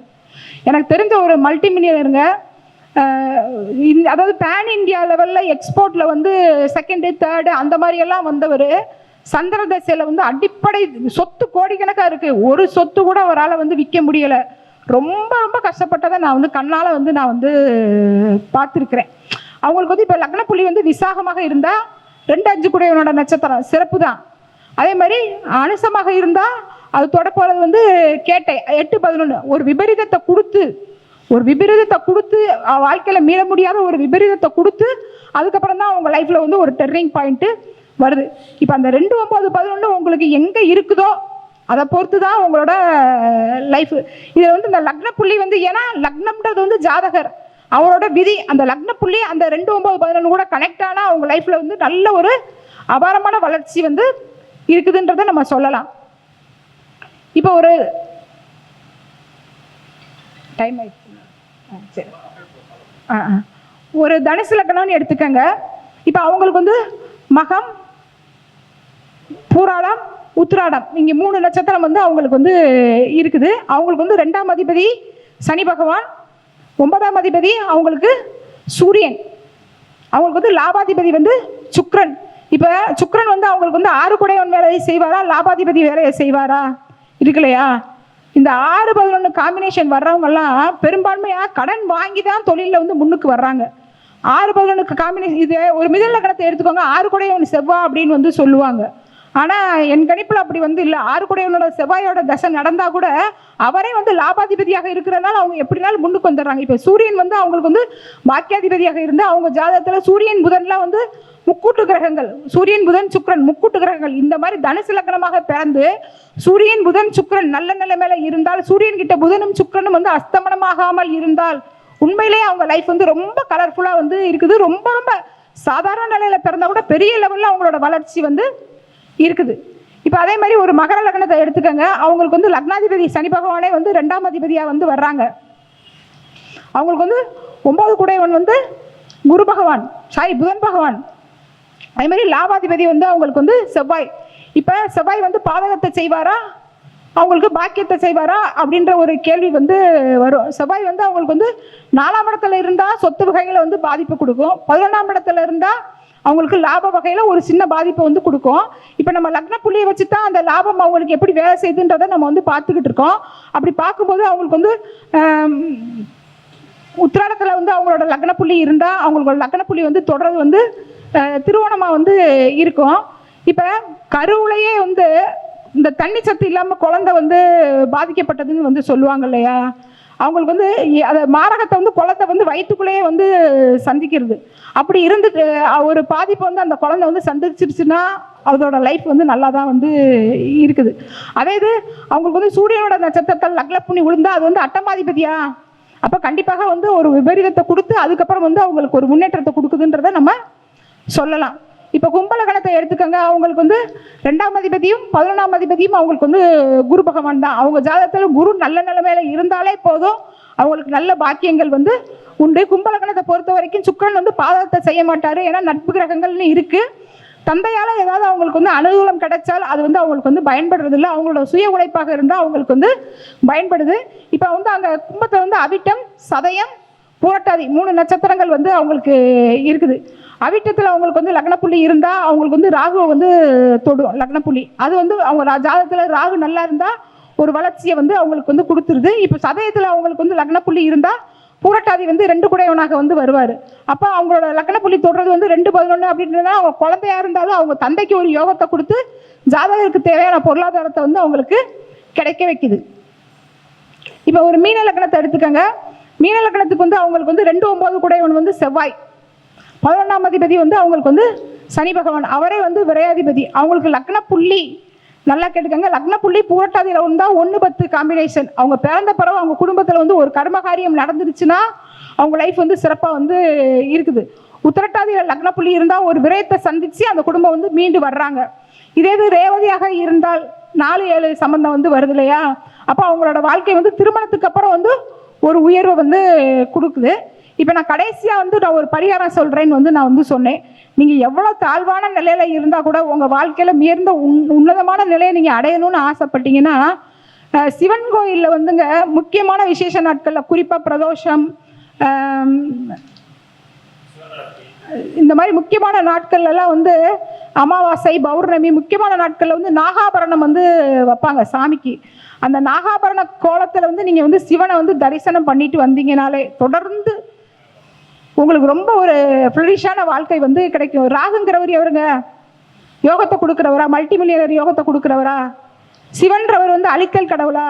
அழித்தல்னா நம்மளோட கஷ்டத்தை அழிக்கிறவர், நம்மளை அழிக்கிறவர் கிடையாது. நம்மளோட கஷ்டத்தை வந்து அழிக்கிறவர். நீங்கள் வந்து சிவன் கோயிலில் அந்த நாகாபர தரிசனத்தை நீங்கள் வந்து பார்த்தீங்கன்னா உங்கள் வாழ்க்கையில் மேன்மையான வளர்ச்சி உண்டு. அதிகமான காலம் எடுத்துக்கிட்டேன். வாய்ப்புக்கு நன்றி. இவ்வளோ நேரம் என் பொறுமையாக என்னோட பேச்சை கேட்டதுக்கு நன்றி. யூடியூப் வழியாக இந்த நிகழ்ச்சியை பார்த்து கொண்டிருக்கிற அனைத்து நல்லுள்ளங்களுக்கும் நன்றிகள். ஆனந்தி, சேலம், 9865220406.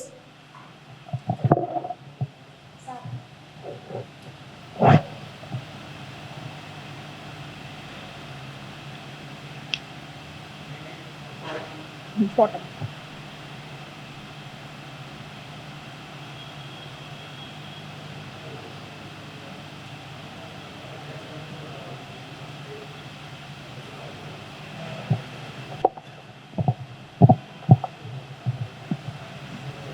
ஆனந்தி மேடம் அவர்களுக்கு துரைசாமி ஐயா பொன்னாடை போர்த்தி கௌரவிக்குமாறு கேட்டுக்கொள்கிறேன்.